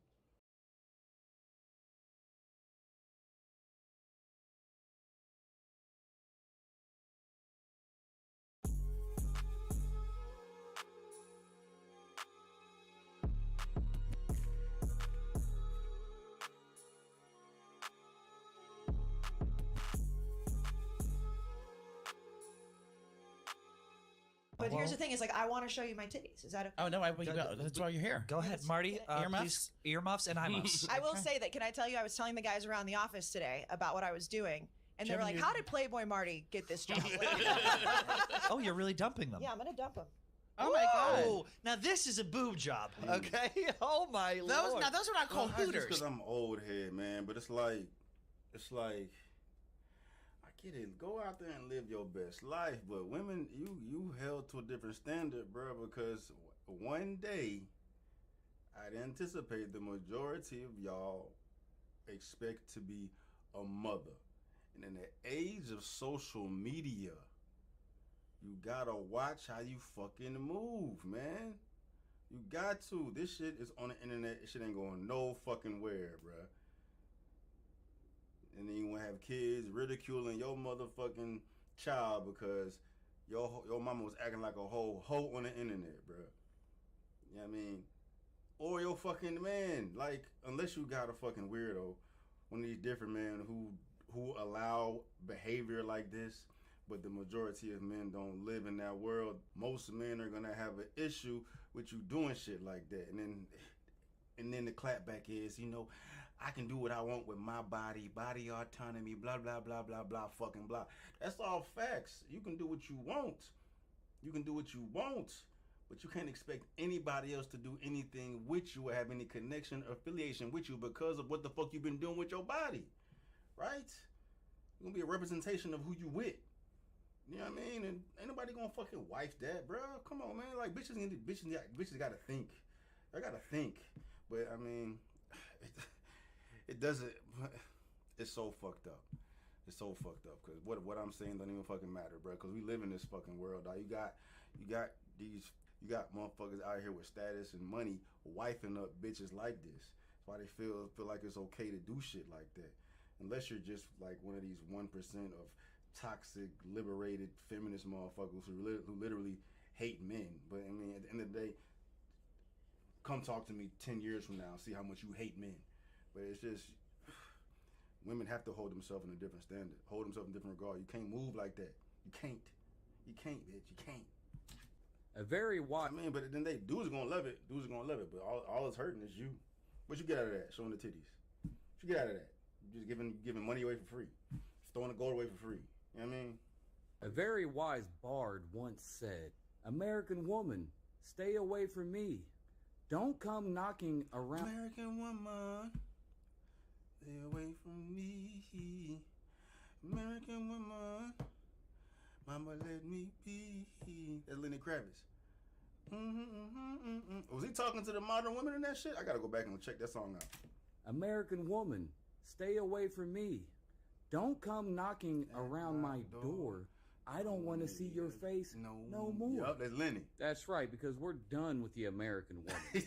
Because her mind has been polluted and poisoned by the degeneracy that is Western culture. Facts. We want the African woman. We'll take a Hindu woman. Give us a Chinese woman. Yeesh. Give us anything except for that American woman. Yeesh. The American woman will lie to you. She will cheat on you. She will go have sex with 10 other men who was not her husband. She will ingest and digest all of their semen. She will get pregnant, kill the baby. I had to blow this one up, bro. Husband. She will ingest and digest all of their semen. She will get pregnant, kill the baby, then blame it on you and said she did nothing wrong. Oh, don't forget that child support. Proverbs 30:20. Such is the way of an adulterous woman. She eateth and wipeth her mouth and saith, I have done no wickedness. It's a damn shame. Bruh. And I know this is the question, though. This is the question. Is that stereotype more of the majority or the minority of this newer generation? of the modern woman, I would say it falls alongside of the majority. I believe that most women 30 and younger engage in activities more associated with what he just described.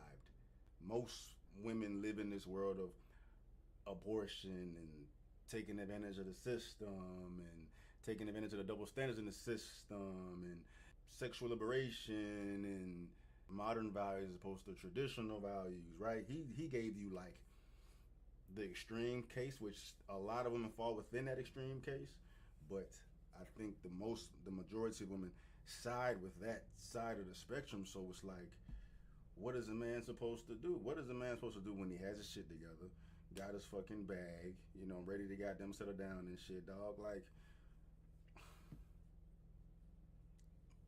take your ass overseas, bro. Because it'd be easier. Like, chances are you're going to run into more of that here than anywhere else. That toxic shit he just described, you're going to run into that shit here, the modern women, or in the UK, or in Australia, or, you know, these Western culture type of societies, right? Bruh. I mean, that's a conversation I got coming up with y'all. Like, what does the single successful man do with the current dating climate? You know what I mean? How does he avoid all that shit? How does he find how does he get the most bang for his buck in America? It's like damn near impossible. Nobody got time to be playing these games with these fucking stupid ass hoes. All right, next up. $1.2 million. That's what it's taken for me to defend my boy. Now they're trying to take my boy's genitals and eventually kill him. That motherfucker said 1.2 million. Hold on. That's what it's taken for me to defend my boy. Now they're trying to take my boy's genitals and eventually kill him. So this is what happened to him. This is him at 4 years old. His mom, she is a pediatrician in Coppell, Texas. She had my son on her website when it raises money for her. All the while she was complaining that I was posting pictures of him on the internet. So I pointed this out in court. The next day, that's how she put him on the website. Do you know the court did absolutely nothing about this? So at the time, we had a court order which prohibited either one of us from presenting the boy in a way that he wasn't known to third parties. Somebody knew him as a girl, I had to present him as a girl. That's me picking him up. She used to do this stuff to provoke me. She wanted me to be violent. Here he is a little older. She now dresses him up like a drag queen. Everywhere he goes to school like this. She's given him a fake name, Luna. Despite the fact that I've told the schools they don't have my consent to do this, I've changed his name. I'm headed toward a federal lawsuit with them, which is gonna cost me a lot more money. So I'm gonna ask you, if you can't stop this as a father in Texas, do your children really belong to you under the law? Son.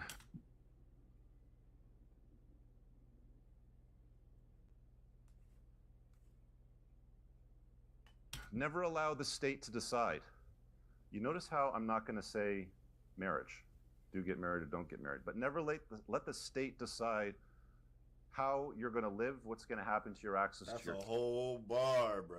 That is a whole bar, dog. Don't let any of these motherfuckers dupe you into this marital system they got now that's tied to the states, tied to societal standards, all that shit. Do what you want to do that's most convenient for you, most advantageous for you.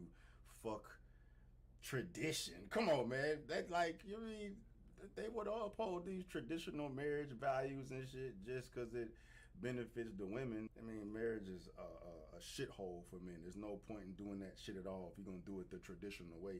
But why on earth would you do anything the traditional way when we live in such a modern time with these modern ass, masculine ass, hoe ass women? Why would you sign up for that? You find the one you want that's really down for you, y'all gonna make it happen the way y'all want to fucking make it happen. Do it the way that best suits y'all. And the girl got anything to say about it because you want to make sure you're good or both of y'all are good in them circumstances, she ain't the one you're supposed to be with in the first place, and it did yourself a favor. That's as easy, but that's an easy way to fucking filter out who's really there for you, who's really not. You know what I mean? When you bring this shit to the table, they got some shit to say. Peace. You can't see it. Let the state decide how you're going to live, what's going to happen to your access to your kids and your wealth. Bad news. 4 to 5 divorces originate from women. Women get incredibly bored a lot faster in long-term relationships and marriages than men do. Men, it kind of like goes a little slower over time. Women, it's like, I do, honeymoon phase, boom, couple kids, boom, right? So you just have to understand that that's a propensity of the way things usually go. 90% of alimony flows to women. 80% of custody orders are awarded to mothers.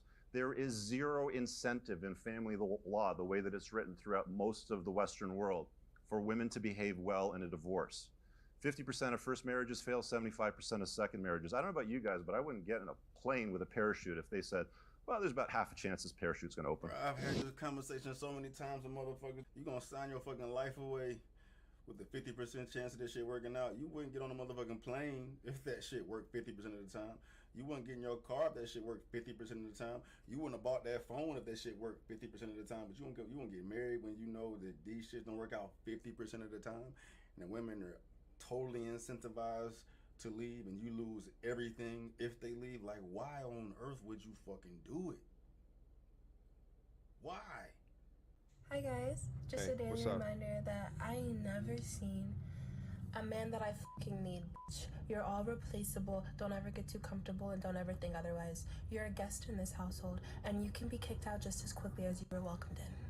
I just get so confused when I see these ladies that are using filters, a ton of makeup, drawn on eyebrows, fake eyelashes, and where you can still see the glue at the top of their head for hair that is not theirs. So confidently come on the screen and talk shit about men. How dare you? What you guys are seeing right here. Ooh, roasting session. Get him. I ain't gotta say nothing, dog. Holla at him. Get him ETR. Here is a young lady that's angry because she feels as that she's attractive. So she expects to get fantastic options back in return of dudes that want to marry her. But the thing is that these dudes, after they meet her, understand that That's she all has she a got to rotten offer. core. How dare you? She ain't got nothing else to offer besides that wop, even if it is some wop down there in a pretty fucking face. Them the ones you need to fucking stay away from, bro. Bro, that's how most of these motherfuckers be moving, bro. They think all you gotta do is fucking look good, and that's all I need to bring to the table, bro. Bitch, if you don't get out of here with that shit, if you do not get out of here with that shit, dog, hey, go pick up a trade, motherfucker. Do something. You know what I mean? Fuck that, dog. That's so fucking annoying, bro. That's the Cardi B, Meg Thee Stallion, Kylie, Kim Kardashian age of hoes, bro, where they just look pretty and that's it. All the while, you see Cardi B at the crib cooking and cleaning for her fucking man. I don't know what the fuck Meg Thee Stallion be doing, but I'd imagine she gonna be single the rest of her fucking life. She's the epitome of that fucking modern woman bullshit. She not gonna be happy. That's why if y'all, I switched gears just like that though. But her fucking, she was with Party, what's his name? Party Fontaine, a rapper.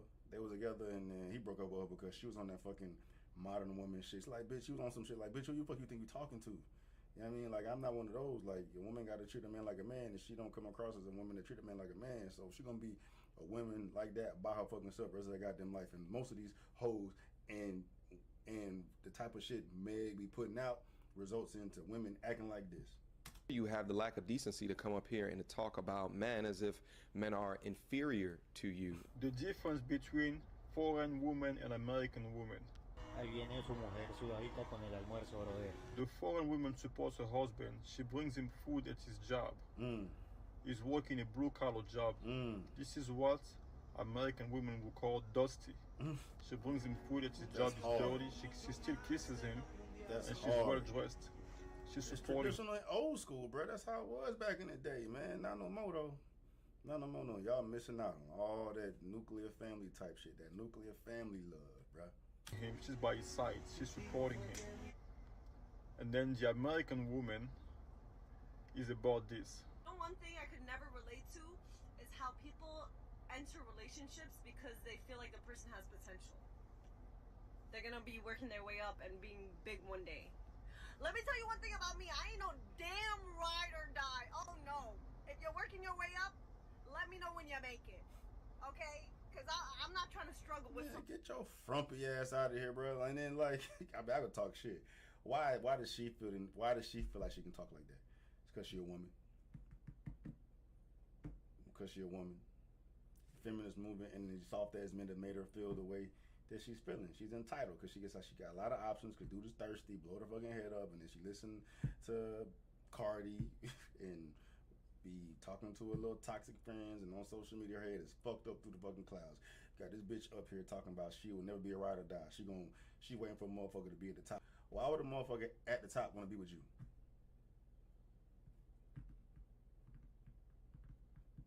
I'm gonna talk shit. bro. Talk shit, dog. Let's get it. Somebody and go through the mud. I'll meet you at the end. Let's exchange numbers when you're the CEO. See, that's night and day. We're raising up women to be men. Yep.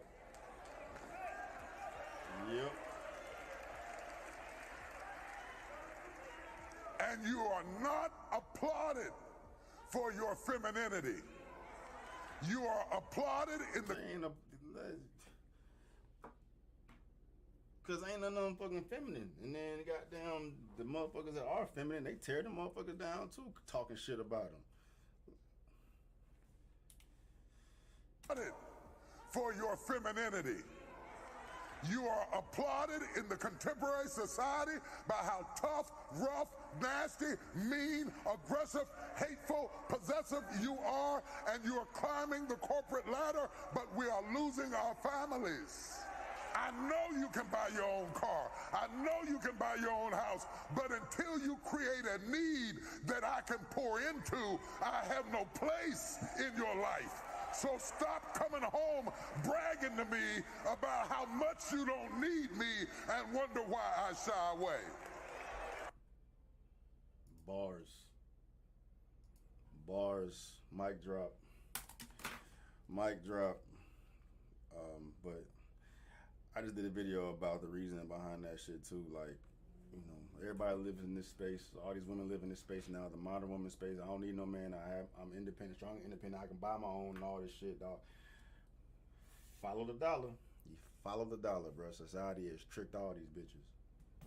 Tricked them all into being a man. And then now you a man, don't no man want no motherfucking man. But keep on spending that money. That's what society wants.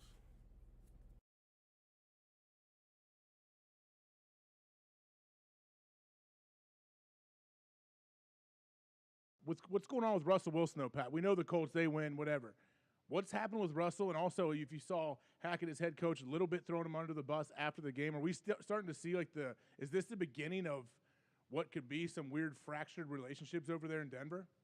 I didn't hear exactly what Hackett said after the game. I fell asleep, so I actually didn't see I don't know if we have the exact wording, but he basically said, like, he put it on Russell. Like, it was like you have a run, a pass play called, and Russ didn't like what the run play looked like, so he went with the pass play.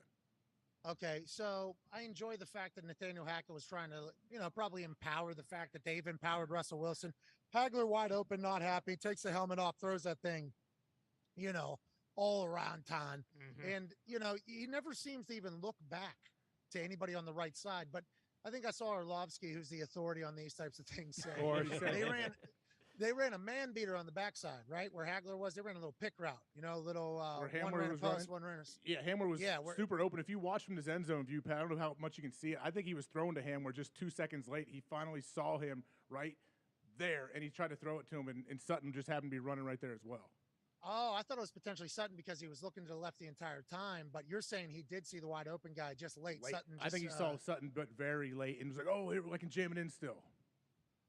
But okay, who knows? maybe, It doesn't even Russell matter. Wilson. It doesn't even matter either way. But I will say that this particular play and the performance of the Broncos, basically since the day that Russell Wilson got there, and as you were talking about Russell Wilson, they all started chanting "Good Man Brand."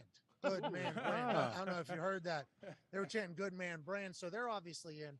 There's been a lot of hate on Russell Wilson right now outside. Kyle Brandt cut a promo on Russell Wilson last night on the NFL's network this morning. And Sierra and his wife. Well, I don't know about what he said about Sierra, but he called Russ like the biggest poser in the NFL. Yeah. And it's like that was almost a rally cry. Not that he was the first person to ever say that, but it's coming from the NFL's network for everybody else to be like this. And it's like, were people waiting for Russell Wilson to struggle? I think that some people obviously were. And I think the way he's played has certainly opened doors for people to attack him, and also getting paid $200 and some million before even stepping foot on the field for the new team. I think there's a lot of setup for Russell to get buried, and he rightfully is getting buried. Now, personal stuff, we can talk about Russ being, clear eyes, full hearts. Here we go. Hey, listen, right. next play's the best Come play. on now, You know, boys. talking in cliches, doing that whole thing, and whether or not that's genuine, there's a lot of people that don't think that is true at all. But I will say that Hackett and Russell Wilson, it's evolving. It doesn't feel like it is right now. And I don't think Broncos fans are wanting to wait and to see it to fruition. And they just paid him $200-some million. Is Hackett 4 games into his NFL head coaching career with the Broncos already on the fucking hot seat? This is kind of what Sirianni was talking about last year when he was like, hey, everybody was talking about us being in a rebuild year. In the second preseason game, Bill Belichick was putting his thing all over our face, and our fans were booing us out of the goddamn stadium. So he didn't think that the fans heard that it was a rebuild year. And I think outside looking in with the Broncos, you bring in Russell Wilson, you have that roster where people said if Aaron Rodgers went there, they'd win a Super Bowl. There was no rebuild year thought by anybody, I don't think. No. Everybody thought they were going to be great immediately, and they have not been at all. I mean, Ty, the internet has cooked Russ this morning, but Russ hasn't cooked at all, it seems like, as a Bronco. Is it ever going to happen, Ty? Is this guy going to be at Hackensack Diner for the rest of his fucking time at Mile High, pal? I know it's unfortunate because he does look like a short order cook at Hackensack Diner right now, you know, making bacon and eggs. But I don't know. We were talking about this earlier. Do you also think like it still feels kind of early, but we're in October. Like we're a third of the way through the season already. Like, is there reason to believe that Russ in the next 2 weeks or 3 weeks is all of a sudden just going to kind of like turn things around? Like, don't you think they kind of are what they are? Yeah, I honestly don't know when everything clicks. Because if you listen to what Herbie told us yesterday, and he gets and I don't know if it's freezing on your end or just on the TV end. I don't know if the blackouts are causing effects in the actual production of the show or just the way I'm seeing the Good show. on our You end. know, I don't know. all good. Okay, good news. So I won't even worry about that because this screen is froze up a few different times with me mid-blink, and I'm like, should I keep talking? I'm going to go and do it. But you listen to Herb Street talk, you could tell that the conversation by he and Al and Hackett and Russ and probably others is like, you know, we're all learning a brand new offense. We're all kind of trying to figure it out. So nobody has really anybody to lean on, including the quarterback, who for whatever reason, the offensive line doesn't even know his cadences yet. And he's been on the team since the middle of offseason. So I think the messaging is that they'll be able to get better and they'll be able to learn and grow and everything like that. But there's nothing from last night's game that makes me think they're going to do anything better next week. How about you, AJ? You know more than me, pal. I know Diggs has been trying to chime in here for a second. Pat, to your point, 2 days ago I saw the odds. Obviously, this is probably not a legal sports book, but Matt Rule. Matt Rule was the favorite, and then Nathaniel Hackett was second favorite to be the first coach to be fired. After last night, Nathaniel Hackett has jumped up to odds-on favorite to be first coach to be fired this season. You could tell the offense, like, I mean, the way Hamler was fucking throwing his helmet down after the game, like, these guys are all frustrated. You'd think that maybe, like, this week in practice, if he gets after guys' asses a little bit and maybe drops a couple F-bombs, but, like, I don't think that's going to happen. And also, like, they might be coming at him at practice. Well, they might get fed up, it sounds like. For sure. This type of shit, though, like, that just, if guys already don't like him or they don't really want anything to do with him, like, this is just driving a wedge further between that, right? Big time. Yeah, the players know. Players see that. And like, when your players are slamming helmets on the ground publicly for everybody to see, they know. KJ Hamler is super frustrated, but he knows this is all on camera, too. Like, yeah. Everyone's always aware of what it looks like to the rest of the team, what kind of message it may send. Like, it's not good right now in Denver. Well, I think that's the positive with Indy too. Like Matt Ryan's coming off the field, motherfucking himself and slamming Frank his didn't helmet. like that. Frank didn't like it, and that's why it feels. Watch like, your stinking mouth. Yeah, like Russell Wilson feels like the Frank Reich of quarterbacks in the NFL, and Frank Reich feels like the Russell Wilson of coaches in the NFL. But I would much if they were together, they would probably bring Christ back down from heaven. But I feel as though Russ did tweet that today, though. Too. Did he? Yeah, God is good. New day. Bingo. Okay, good. And I'm I sure like the Frank Reich positivity. probably wrote that in his journal today too. So it's Frank like, was stinking mad multiple times was during that game. a 2-minute drill. Has he always had those glasses? Yeah. What was with those glasses? I think Those he are watched sweet. the Dahmer Netflix series and was like, "Holy fuck, that guy's got some style," and then just threw those on. You think he's gonna put some blonde highlights in his hair? Doesn't have to really worry. There were a lot of people that said that on the internet last night, and I don't know if they're reports like Tony was talking about yesterday with tweets. See, being Frank's hip. reports. Frank's hip. He's up with all the cool new fashions, right? I mean, no, he stinks. But oh my gosh, you're right. Those are straight out of the show. Oh yeah, the exact same ones. But Dahmer swears. I think that's the only difference, really. Well, and of course Frank doesn't eat people or anything like that. He's a good guy. but those glasses are absurd. That's why Sherm was losing his mind. Yeah, if we're Javonte joking Williams about is there, that, but maybe they do. Yeah, true. I think you also have to take it with a grain of salt because we know that Sherm hates Russell's guts. Sure. Absolutely. But how long have we known that? Forever. This entire offseason. Oh yeah, that's but not 5 years. You didn't know that 5-6 years ago, did you? No, he wasn't saying this stuff 5-6 years He wasn't, ago. but there was little stuff here and there. I feel like that came out from Little Seattle. bits, Like as soon as Sherm left and they were breaking up the Legion of Boom, really, there was little bits, right, about like kind of being different people being held to different standards, right? Yeah, I would love to get like the Bobby Wagner, perspective. Yeah, he's such a classy, quiet dude. Exactly. Yeah. What does he on say? the defense? Well, unfortunately, he's going through a lawsuit right now. So Well, no, and he's not. Good job, Bobby. He kind of did mention about how like the way he was let go from Seattle was like very unceremonious and like he probably found out through Twitter. I think Yeah, he said. exactly. And Russ, I mean, I guess it's not like he had some big exquisite send off or anything like that, but I would guess that those guys, especially now when we hear more stuff about the way Russ was in the building with Team 3 and how he kind of was held to a different standard than a lot of guys. Like, But that's on Pete though, right? Even though now Pete seems like he's coming out on the side of his other players, and not Russell's side. But aren't the players blaming Pete for that different set of standards that they had? Yeah, maybe, but also like, aren't your hands kind of tied? Like, if you invest all this money in this guy to play quarterback, it's the most important position in sports. Like, what is he gonna do? Be like, you know what, Russ? No, you're not doing any of this bullshit. He already knew. Like, what's the old the dumb saying? Like, you made your bed, now you lay in it. Or, Right. Yeah. Devil, like, you know. Yeah, there you go. Like I guess Pete probably knew. Like, all right, once Russ became Russ and he was the man, you won a Super Bowl and he's this good and he's playing that well. Like, Pete can't switch it up all of a sudden. You're No. right. It's going to be. Even Pete knew then. Probably, this isn't going to end well. We I bet he did. Kind of though. Remember, like he fired was it Brian Schottenheimer that Russ Yeah, wanted the I bet that's when a lot of the strife became So more we're gonna run public the with ball Russ and more. them. Yeah, wouldn't let him cook. Yeah, and now especially it's like, oh, Pete Carroll's a genius, and he knew that if Russell left, like he was going to be just fine with Geno Smith. Like if you're in Seattle, you got to feel awesome because I bet How good does Geno Smith feel right now? Oh, incredible! Addition by subtraction. And where did Pete watch the game? And do we have a live feed? Was there like a GoPro on Pete while he watched this game? Because I think that would be a very fun watch along. Yeah, I bet he was. Imagine how juiced he was. He's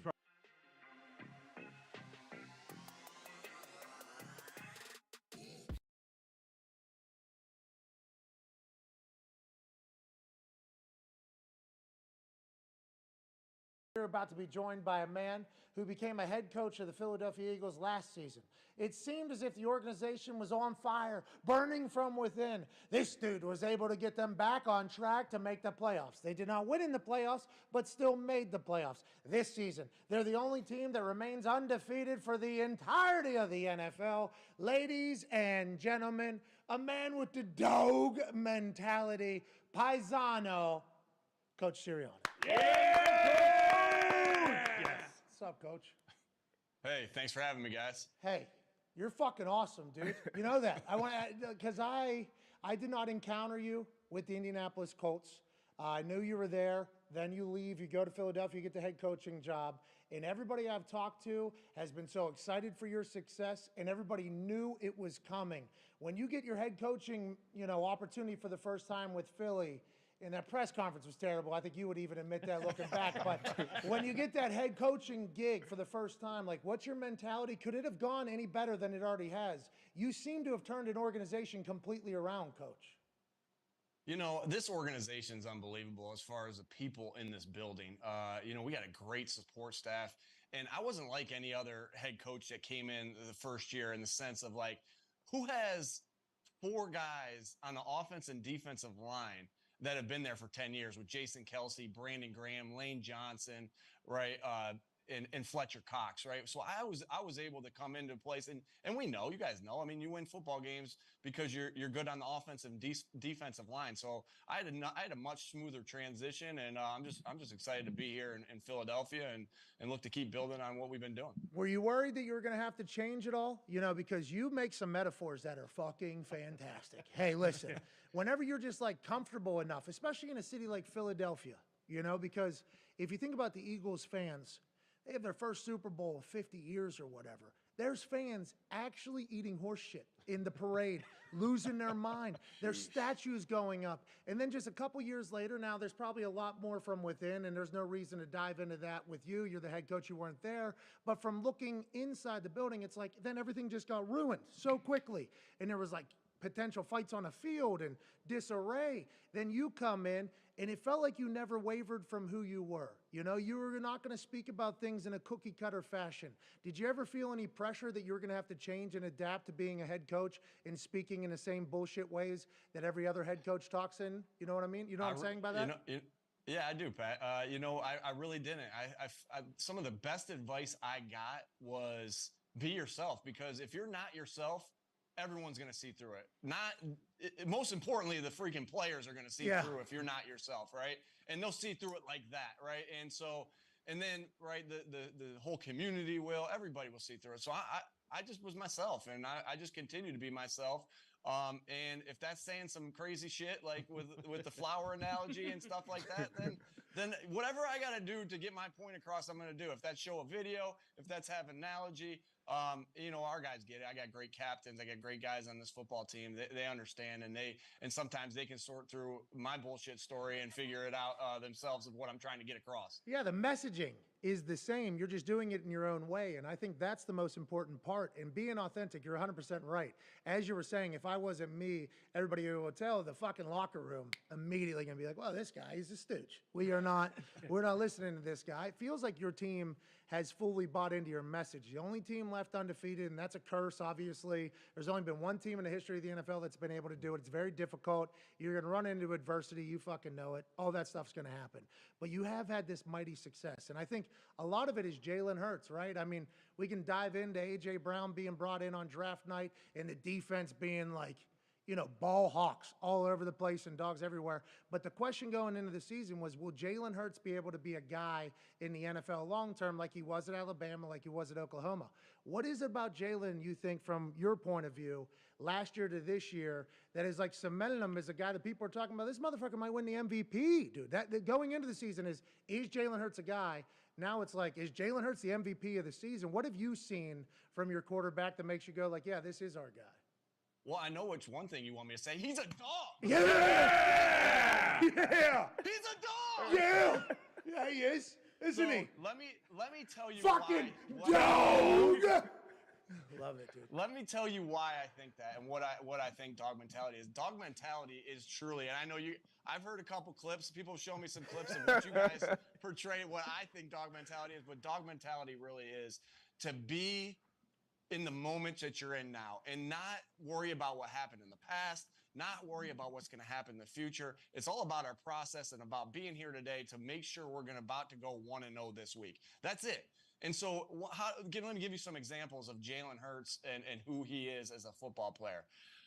He makes maybe one of the best plays I've ever seen a quarterback make on his feet against New Orleans last year. We've all seen that. People around Philadelphia are going to be playing that for the next 30 years. And he runs for a touchdown, puts us up 40 to, I don't know what it was, 40 to 23. And he has this look on his face like, I'm ready to go do it again, right? He has this play against the Washington football team last year where he fumbles the football, right? He fumbles the football. We go down 10-0. I'm screaming in his face. I mean, I'm right here screaming in his face. And guess what his face looked like? The same thing he looked like when we were in New Orleans and he made that run. Then we go to Washington. And the damn bleachers almost fall on him. Oh, yes. Bleachers collapse and almost fall on him. And same damn look. And so that's who he is. He doesn't get too up. He doesn't ride, right?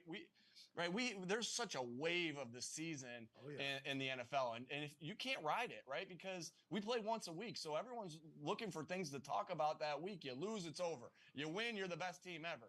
And so he knows how to stay steady, and that's a great thing for your captain of your football team and the leader of your football team and the quarterback of your football team to have. Yeah, very mature, it sounds like, and he had to be. I mean, he went, obviously, Alabama, went through a lot there, wins there, goes through a lot, goes to Oklahoma, same situation, draft day, this guy can't do it. I mean, there is just, it feels like he is a wise man way beyond his years, as are you. Now, when you think about the future of the Philadelphia Eagles, and you said they'll be running that Jalen Hurts clip for 30 years from now. Hey, you're there forever, huh? Like you have to have that mindset as the head coach. Like, do you feel like you're the perfect head coach for the Philadelphia Eagles? Because it feels like the team that you have is the perfect representative of the city of Philadelphia. And I might be wrong. I'm from Pittsburgh, so the Johns are going to judge me for that. But it does feel like the dog mentality of the team that you put together is the perfect representation of the city that is Philadelphia, and you're having success. Do you feel like this is home? And how quickly was that comfort level with the city of Philadelphia, which can obviously be known as a pretty fiery place? You know, I love the passion that this city has and how much it cares about football, right? I've been at some places where you had to do crowd noise when you were playing at home, right? And that sucks, right? And so like a city like Philadelphia where you have such an unbelievable advantage when people come in here, as far as it's going to be hard to communicate as an offense here. And so, like, I love the passion of the city and how much they care about football, because I care about football. I love football. I don't have a lot of hobbies. And my biggest hobby is football. And so, like, and that's the way the city is as well. And then it's like, I believe our team, led by those offense and defensive linemen, are mean, nasty, physical, right? And that's what we want to be, right? We want to be a mean, nasty, physical team. And that's what we based our identity on last year when we got it rolling. And I think that's what we're seeing that we are now. But with all that being said, this is a close city, or pardon me, a close team that loves each other and wants to be around each other. So we know we connect and when we're physical. And that's what we want to bring to the table each week. A tight-knit group that'll beat the hell out of you. That's a tough squad to beat, and it seems like you have it figured out. Connor has a question for you here, Coach. Go ahead, Connor. Yeah, Coach, I believe you got Jason Kelce 2 kegs of beer to bring him back to the team this year. Were there any other options that you were thinking of getting for him? And when you guys traded for A.J. Brown, did you get him any gifts? Maybe a dog, perhaps, to kind of embody that mentality? I definitely got Jason Kelce the kegs of beer, and I know he enjoyed those. I was just trying to sweeten the deal of him coming back, and you know what? As long as I'm the football coach here, I want him here, so I'm ready to give as many kegs of beer to him next year and the year after that and the year after that, because that guy is a dog. Yeah, that guy's awesome. He is. He's awesome. He's one of the smartest football players I've ever been around. Not only is he the toughest guy, one of the toughest guys I know, or the toughest guy I know, he's one of the most intelligent football players I've ever been around, of setting the table for everybody and knowing, getting everybody on the same page on offensive plays. He's nimble, too. We've watched some clips of him pulling. Yeah. You guys always have him pulling everywhere with your run game. That is awesome to watch unfold your run game, especially with Jalen being the weapon he is, that is like kind of commanding the bum-ass safeties and linebackers to have to respect him on the option every single time. But he's so nimble at his age. Do you have a guesstimation on how long he's playing? Is he just going to play forever, you think, with Jason Kelce? Shoot, I hope so. Yeah. You know how I feel. I hope so. But you know what I got to do probably is, because he is so nimble, I probably got to get him a couple carries. Right? Yeah. Steichen and I got to get him in the backfield. Report is eligible, and then give him a couple carries, maybe a screen, maybe a dive. I don't know. We're gonna have to do something. Maybe that's my gift to him this year instead of the keg, and sweeten the deal to maybe he'll get him come back. Could you imagine him lining up at fullback or running back? Everybody would be going bananas. He'd be thankful. This city would be going nuts. Oh, my God. Then he'd give a speech in that big fucking costume, and then he'd be hammered drunk. I love him. Have you listened to his new podcast with his brother? It's very good, called New Heights. I get clips of it every once in a while, and I really enjoy it, what I'm hearing. I have not listened to it. I need to put it on one of my trips home and listen to it. Your only hobby is football. I forgot. Oh, yeah. I mean, what are we doing if we're not watching football? More film, getting better. Darius Butler has a question for you, Coach. Hey, Coach, man, you talked about your leaders multiple times in the interview. Tell me a little bit about Big Play Slay as a captain this year and what he brings to the table that, most of us don't see. Yeah, this is Slay's first time being a captain, and which actually shocks me, because he is one of the best leaders on this football team, and that's why the guys voted him captain. And, not only is he a great football player who's able to, take a guy out of the game and not let him, get started, whether that's, just him covering him one-on-one the whole game, or just him lining up there and the fear that he creates to that guy. But he's also he's always trying to help the younger guys. And there's nothing in him that's saying, oh, this guy's coming out for my job. No, he all he cares about is that this team gets better and better and better. So, we had to play Zach McPherson last week. Slay got a little dinged last week, and we had to play his backup. And everything that Slay's not holding any coaching points back from Zach. He's getting him as much ready as he possibly can, to be the player that Zach can be. And you see that every day with Slay. He cares about the community, he cares about his teammates. And the other thing with Slay is, like, when we signed James Bradbury, who's been a great addition, a great addition by Howie and his staff, the person that was the most excited about it was Slay. And so that's who he is. Not only a great player, great teammate, great person, and that's why he's a leader and a captain of this football team. What's your relationship like with Howie there? You just talked about him and how good their team has done. Obviously, they've invested, they've gone all in. It felt like from ownership all the way down. What is your relationship with them like? And what was the expectation going in? Was it always the way it is now, or did it kind of have to grow? Yeah, Howie's awesome to work with. We talk about everything. I talked about the offensive line I came in with and the defensive line that I came in with and why my transition, besides the opening press conference, why my transition was pretty smooth in and besides the 2-5 start. But Howie's a big part of that. Howie's a big part of that because I think when you see a lot of organizations, the head coach is coming in with the GM and they're both going about their first year the same time. And they're trying to learn. I got a guy who's been doing it for 15 years that has been in this building in this city for 20 years that can help me navigate through everything and work together to put the best product on the field. But as far as the expectation, my expectation from the day I got here was like, I'm in the NFL. We got to win. I don't care what we think about what's going to happen. We got to win.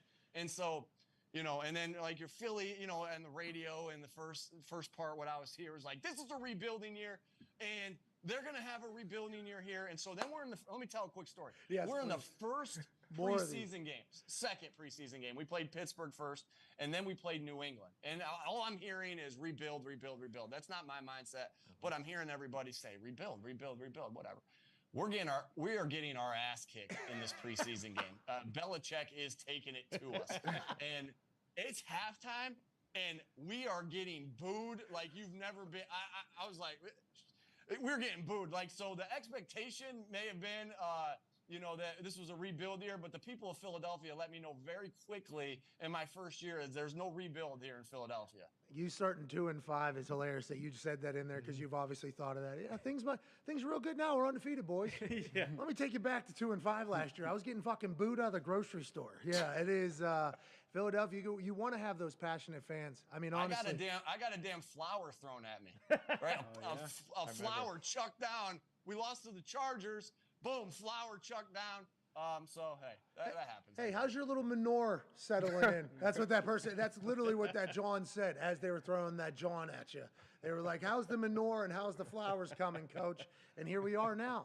It feels like you guys are in a great spot. What is your messaging to the team now? It's a lot harder to coach an undefeated team, right? That's what they say. It's a lot harder whenever you're having success than it is when you have your failures because there's a lot to motivate from when you aren't doing good. What's your messaging now? How are you talking to them?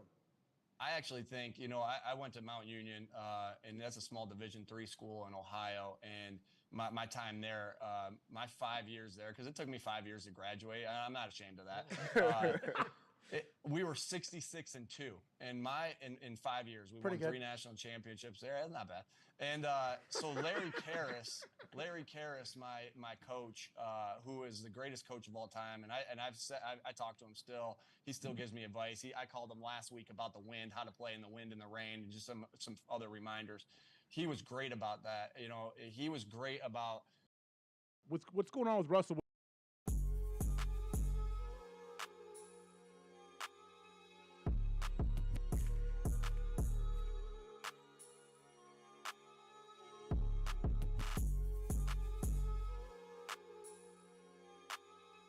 But here's the thing: is like I want to show you my titties. Is that? Oh no! That's why you're here. Go ahead, Marty. Earmuffs.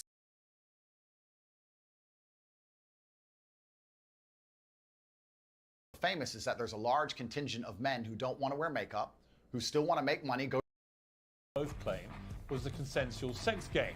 He's since made millions as a pornographer and casino owner in Romania, but it's his online videos that have made him notorious across the world, posing as a playboy with fast cars, cigars, weapons and cash.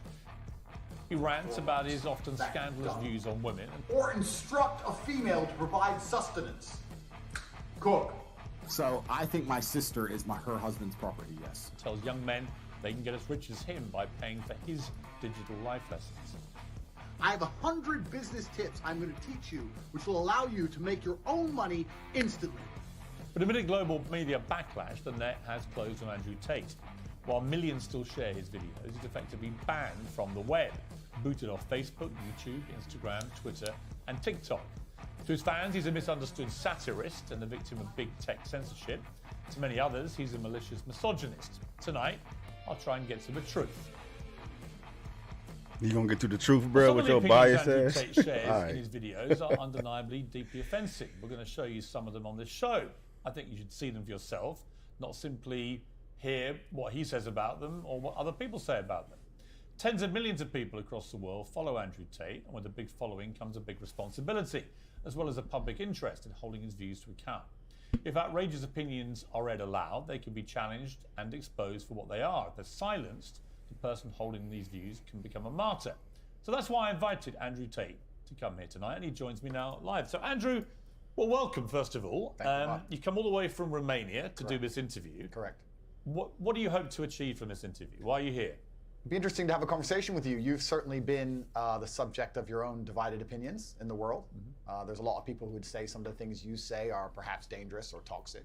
So I thought you'd be a good person to speak to about this subject. I didn't know much about you before this year, and then I suddenly became very aware of you, as the world did, because, as I said earlier, you were the #1 subject searched on Google ahead of Donald Trump. I didn't think it was even possible. Why did you get suddenly so popular / infamous, do you think? I exploded. I certainly didn't do that with magic. I've been on the internet for a very long time. I think in the world we live in now, as the other side, the people who disagree with me, as they get more and more tyrannical in their censorships and their hate mobs, etc., as standard masculine practices are deemed toxic, I didn't put a magic spell on everybody. I managed to accumulate a large amount of affinity with the male populace across the Western world because I'm simply saying things that many men believe, think, and feel. The problem I would say is I want to play you just a clip off the top. This is from Joe Rogan, who's somebody I absolutely love. Sure. And I think it explains to me what I presume my issue with you is going to be, right? Correct. And you have absolutely got the right to try and persuade me otherwise. Sure. But Joe Rogan said this about you. My 12-year-old and my 14-year-old asked me about Andrew Tate. And my 14-year-old asked me, I said he's a legit world champion kickboxer. I go, I like him a lot. Why do you like him? And I was asking him. And they said he says a lot of funny stuff on Twitter and TikTok. He f***ed up with the misogynist stuff. Yes. Because if he didn't do that, if he just did the pro-male stuff. So I thought that was interesting because when I've gone over everything... But that means Rogan's not informed. That means Rogan doesn't know what he's talking about. I come down with Joe Rogan in the sense that there's a lot of stuff you say I agree with. You know, I've got 3 sons in their 20s. It's not easy, actually, being a young male in the modern world. And I think a lot of the things that you say about that can resonate with them. The problem comes with the, I don't know, 10, 20% or whatever of your output, which on the face of it appears to be blatant misogyny. And when you couple that with your massive influence and huge reach, that is why the social media companies have decided to effectively cancel you. I don't believe in cancellation. I don't believe in censorship particularly. That's why I've invited you to come on the show. But I do think... He said the Joe Rogan's clip was out of context, clearly. Because I'd assume Rogan knows exactly what the fuck Tate is on, so... A lot of the things you've said are blatant misogyny. Do you accept that? So you made a very interesting point there. You just said on the face of it appeared to be blatantly misogynistic. I understand that on the face of some of the long format content I've made, if you're going to take a few seconds out of hours, chop it up, put it all over social media, accompanied with my massive fame, then things can absolutely not be taken out of context. I do not hate women in any regard. I have no negative relationship with women. No women have come forward saying I've hurt them. I have no criminal record for hurting women. There's no way I can be seen as the face or the devil in regards to how men treat women on the planet. I'm absolutely and utterly the opposite. I believe in protecting and providing. I've been misunderstood. There's been large contingents of people who have tried very hard to purport lies about me. And the truth of the matter is, I've been producing content for a very long time. Hours and hours of videos been cut down to 2 or 3 seconds of clip. Those clips have gone viral and people misunderstand me. But I think you've used this phrase of being taken out of context, and I'm not sure that is correct in the sense that it still comes out of your mouth. And some of the things completely. Some of the things you said, I just think are what? blatantly. What the fuck you talking about, bro? Man, for real, dog. For real, we doing that, bro. It came out your mouth, so it doesn't matter what the fuck it is. You said it, bitch. Please. Do you know what the fuck context mean, motherfucker? Hell. Let's do them. Let's hear them. Let's go through some. Sure. Right. So you said this. So he about to just sit here and read everything that has been taken out of context, dog. All right. Okay, bro. Right. This is probably 40% of the reason I moved to Romania. In Eastern Europe, none of this garbage flies. You go to the police and say, he raped me back in 1988. They'll say, well, you should have done something about it back then. Yeah, so the point I was making was obviously at the height of the Me Too scandal, and also if we look at Amber Heard and Johnny So Depp. basically, Pierce reading something that's taken out of context, and now he's forcing Andrew Tate to put it back into context. But all your motherfucking ass had to do was watch the entire video, and you could have put it in context yourself. You can't place the burden on me to fix y'all's fucking ignorance. That's all this shit is, bro. You know what I mean? Ignorance, too lazy to figure out what the fuck he's actually doing, or too lazy to actually research Andrew Tate to figure out what's going on. He's just an easy target. And Pierce out here being a whole bitch about it. There's been a lot of high-profile cases where men have been accused of things they did not do without evidence, and their lives have been completely and utterly destroyed. Right. When I say these things, people sit and say that, oh, he hates women. I don't hate women. I think rape is disgusting. I would take a stronger stance on rape than the British government. I think these people should face the death penalty. But to sit and say that women without evidence can go forward and just make up accusations against men, even though they've been repeatedly proven to destroy men's lives at will, is absolutely and utterly What about a asinine. woman who was raped back in 1988 and goes to the police? Then the man should face absolute and complete justice. Appreciate you, Levi. But do you understand that when that clip appears on TikTok as a clip, and all right, as a clip, completely. Okay, but it's still something that came out of your mouth. You accept that when that appears on TikTok, a lot of young, maybe not as smart as you, young men, right? Impressionable, teenagers, will read that and go, what's he saying here? Is he saying that rape doesn't exist? No, I completely. I'm not going to sit here as a professional and say that I can't be taken out of context. What I will say is that one small sentence you've taken was from a 1-hour video where I explained that, of course, rape is disgusting. Of course, everybody should be punished for their crimes regardless of when they happen. But people are not perfect, male and female. And if you give women the opportunity to destroy men's lives without evidence, there's going to be a contingent of women who will do that. I'm trying to make a balanced and nuanced argument in a world where people have no attention span. They're going to take a few seconds, put it online, decide someone's good or bad, not be interested in the longer format video. And here I am. Trying to clean it up. Who takes personal responsibility. That's who I am as a person. But we live in a world now with TikTok videos 5 or 6 seconds long. There's no content. Do you think women are the property of men? Like, bro, he's not listening. He's not listening. And you know what I'm saying? Like, okay, whatever. You know what I mean? It's clearly motherfuckers want to come up here and have Tate on here to get views and shit, right? But being who Pierce is, he's had his back forced against the wall a lot of times on issues for shit that he said. So he's like being a whole hypocrite out here trying to attack Tate for the same shit he's been, cast as, you know what I'm saying, as a fucking asshole, misogynist, transphobic, whatever the fuck. Like, he's sat in those shoes before, you know what I mean? So he's not stupid. He knows what the fuck Tate is going through. So, like, his whole interview right now is disingenuous as fuck to me when he's had this whole platform of, like, uncensored, blah, blah, blah, fucking blah. You're just trying to get views and be Captain Sable right now, bro, because you sat in these shoes before. You know exactly what the fuck is going on. You're trying to capitalize off of demonizing Tate like everybody else. For real, bro. It's fucking stupid. The point I was making... Why have you said they are? Because I made a religious point. I said that when a man marries a woman, the woman's father walks her down the aisle, and hands her away to the man. Traditionally, this is what it says in the Bible. I'm a religious person. I believe in God. I live in the most religious country in the world. So you do think that the woman becomes the man?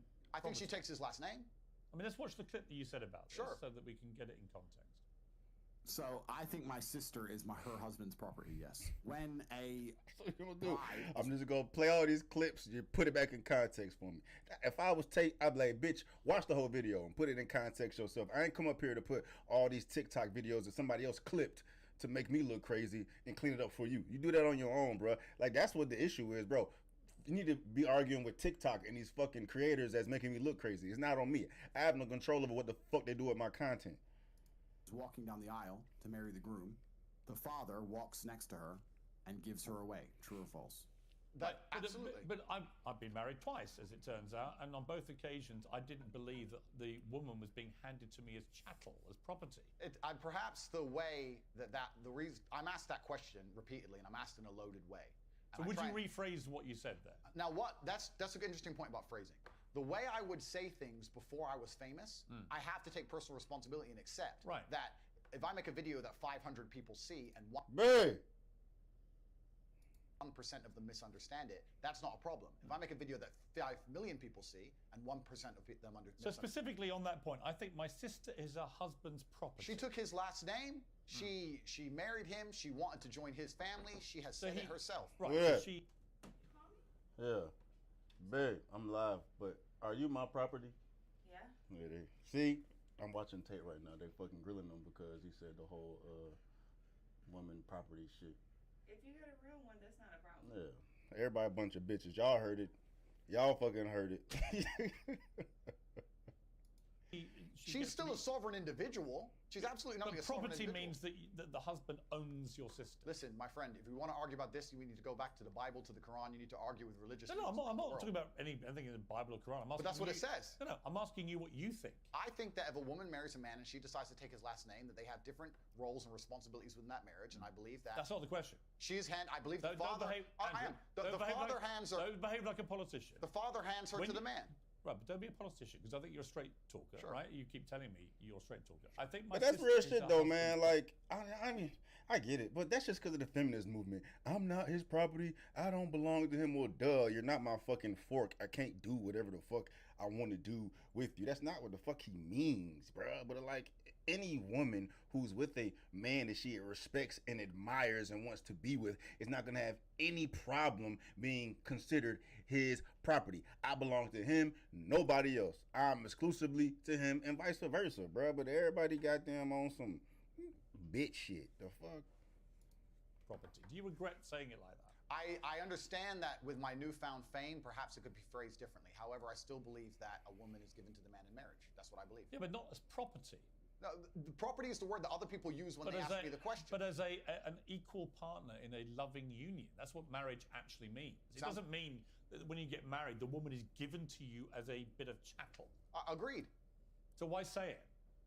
But that's the way that people ask me the question. People say to me, they ask the question. Hang on. You can't blame people for asking you questions. Surely, if you want to be accountable for what you've said, you've got to own your responses, not blame the question. I own the response. Like me asking you a question now, and you say something, and then say, well, actually, I blame you for asking. I understand, Piers. I understand. I believe the woman is given to the man. I believe she's given away by the father. I believe she belongs to the man. So fundamentally, all right. So fundamentally, you do believe that a woman becomes a man's property at marriage. I believe she belongs to the man in marriage, correct? Right.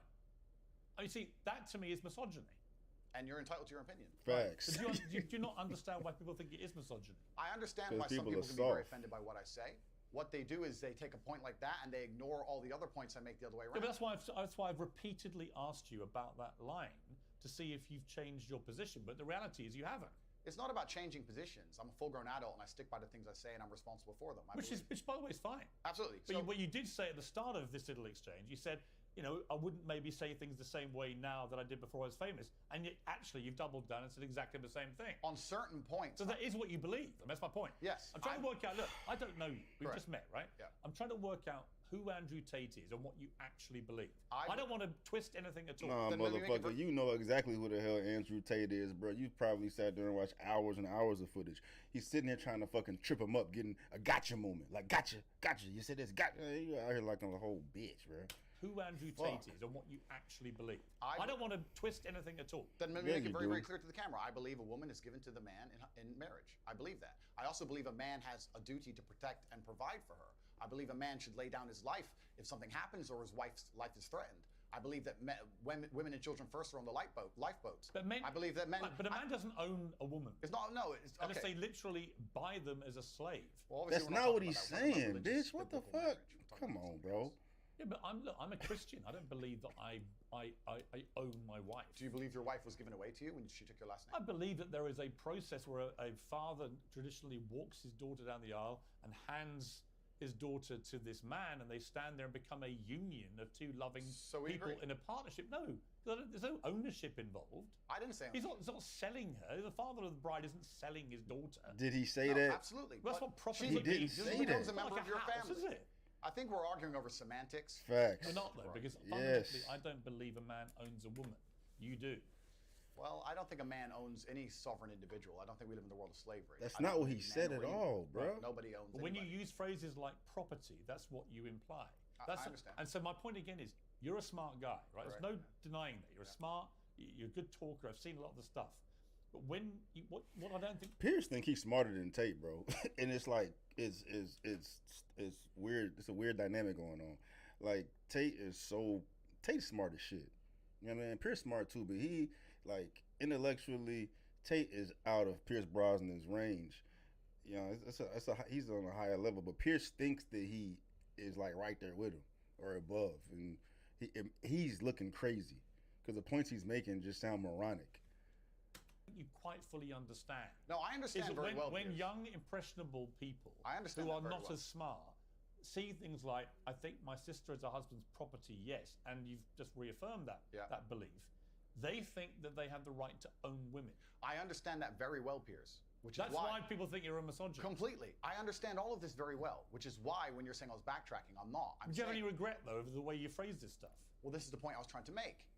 The point I'm trying to make is when I was not nearly as famous and I was making long format content, I was not sitting there anticipating I'd become the most Googled man on the planet and that a few seconds could be taken out of context. That was not my anticipation. No, but it's I still didn't what you plan. believed. It's what you believe now. So what's the difference?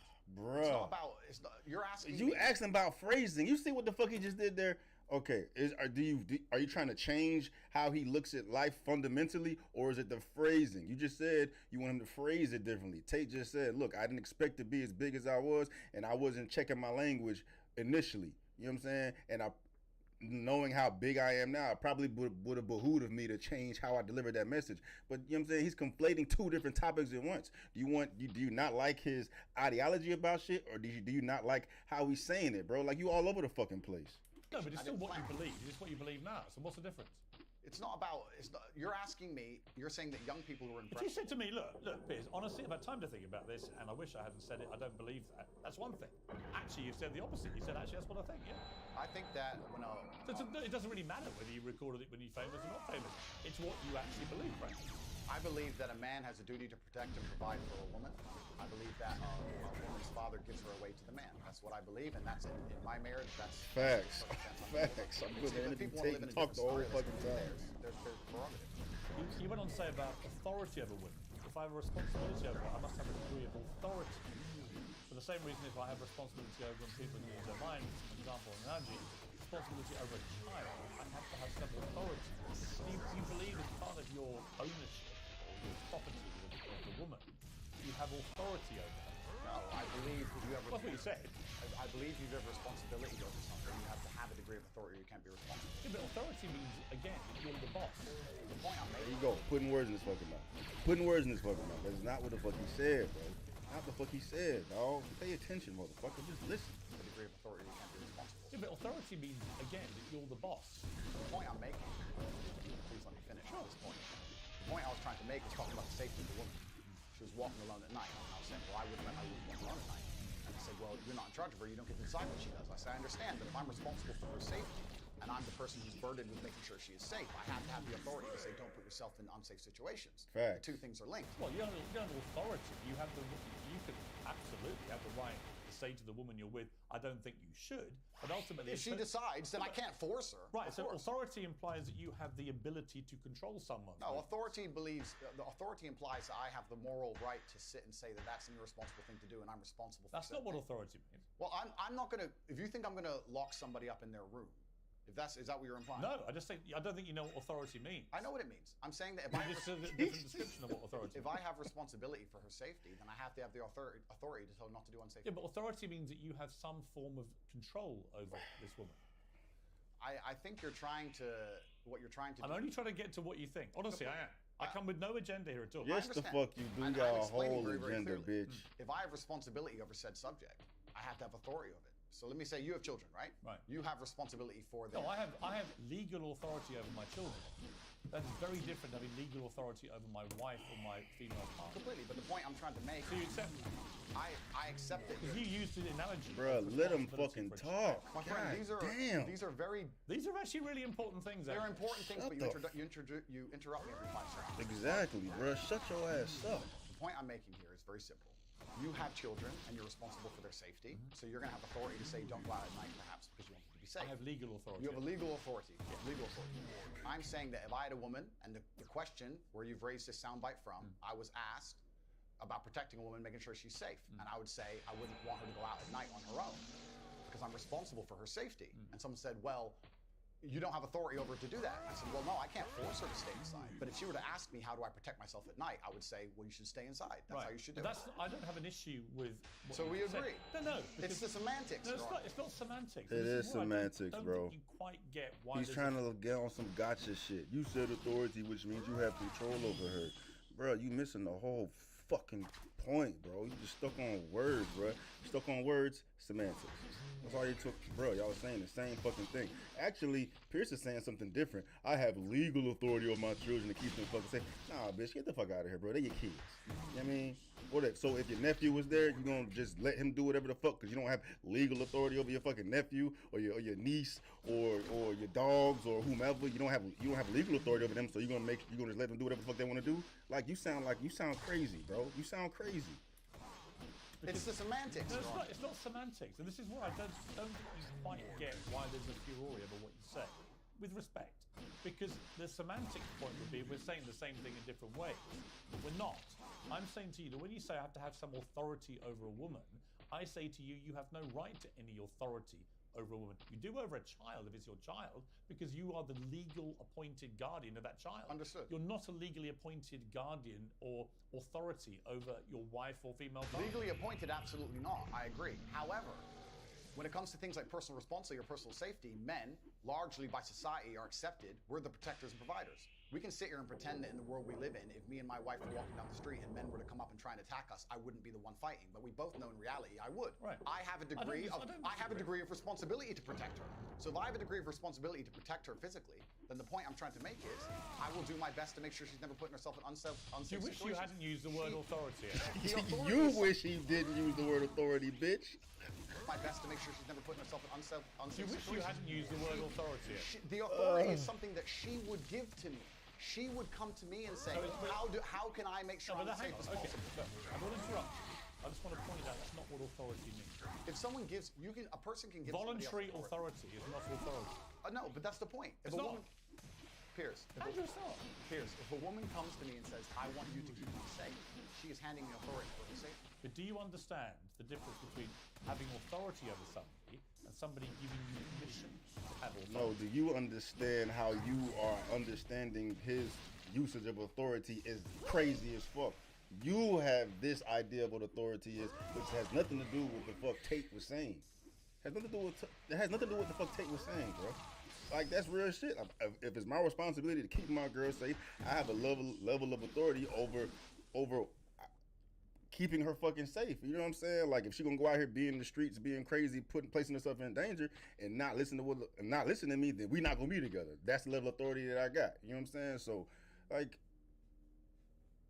it's just semantics, bro. It's just semantics.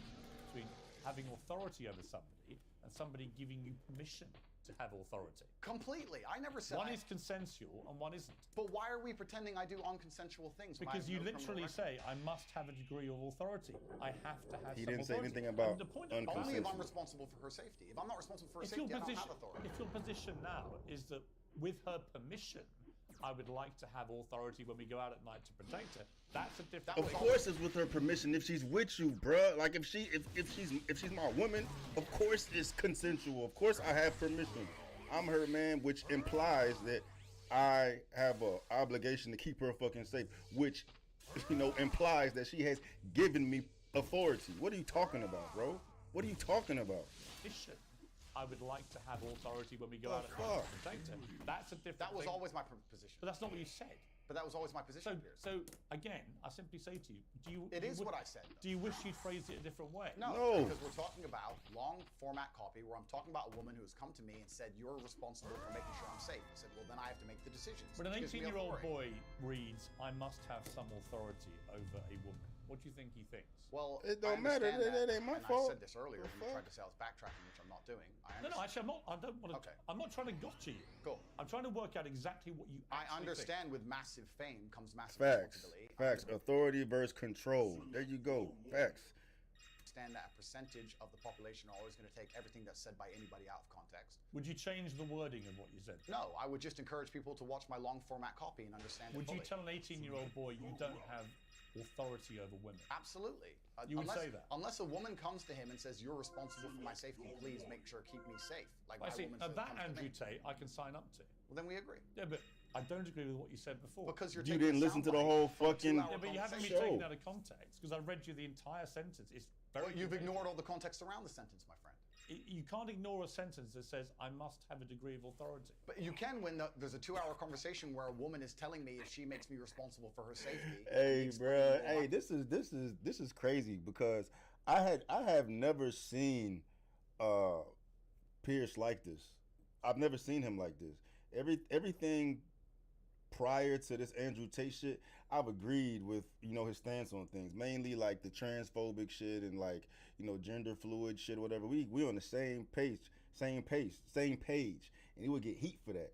I've never seen him on this bitch shit. This is bitch shit. You know what I'm saying? Like you trying to put words in his mouth and trip him up and like this is not a productive conversation, bro. You're making yourself look crazy, dog. I'd imagine this. He lost a lot of points with his fucking fan base. Unless y'all are already aware that he moved like this, like this is all new to me. It's all new to me, bro. Like, dog, you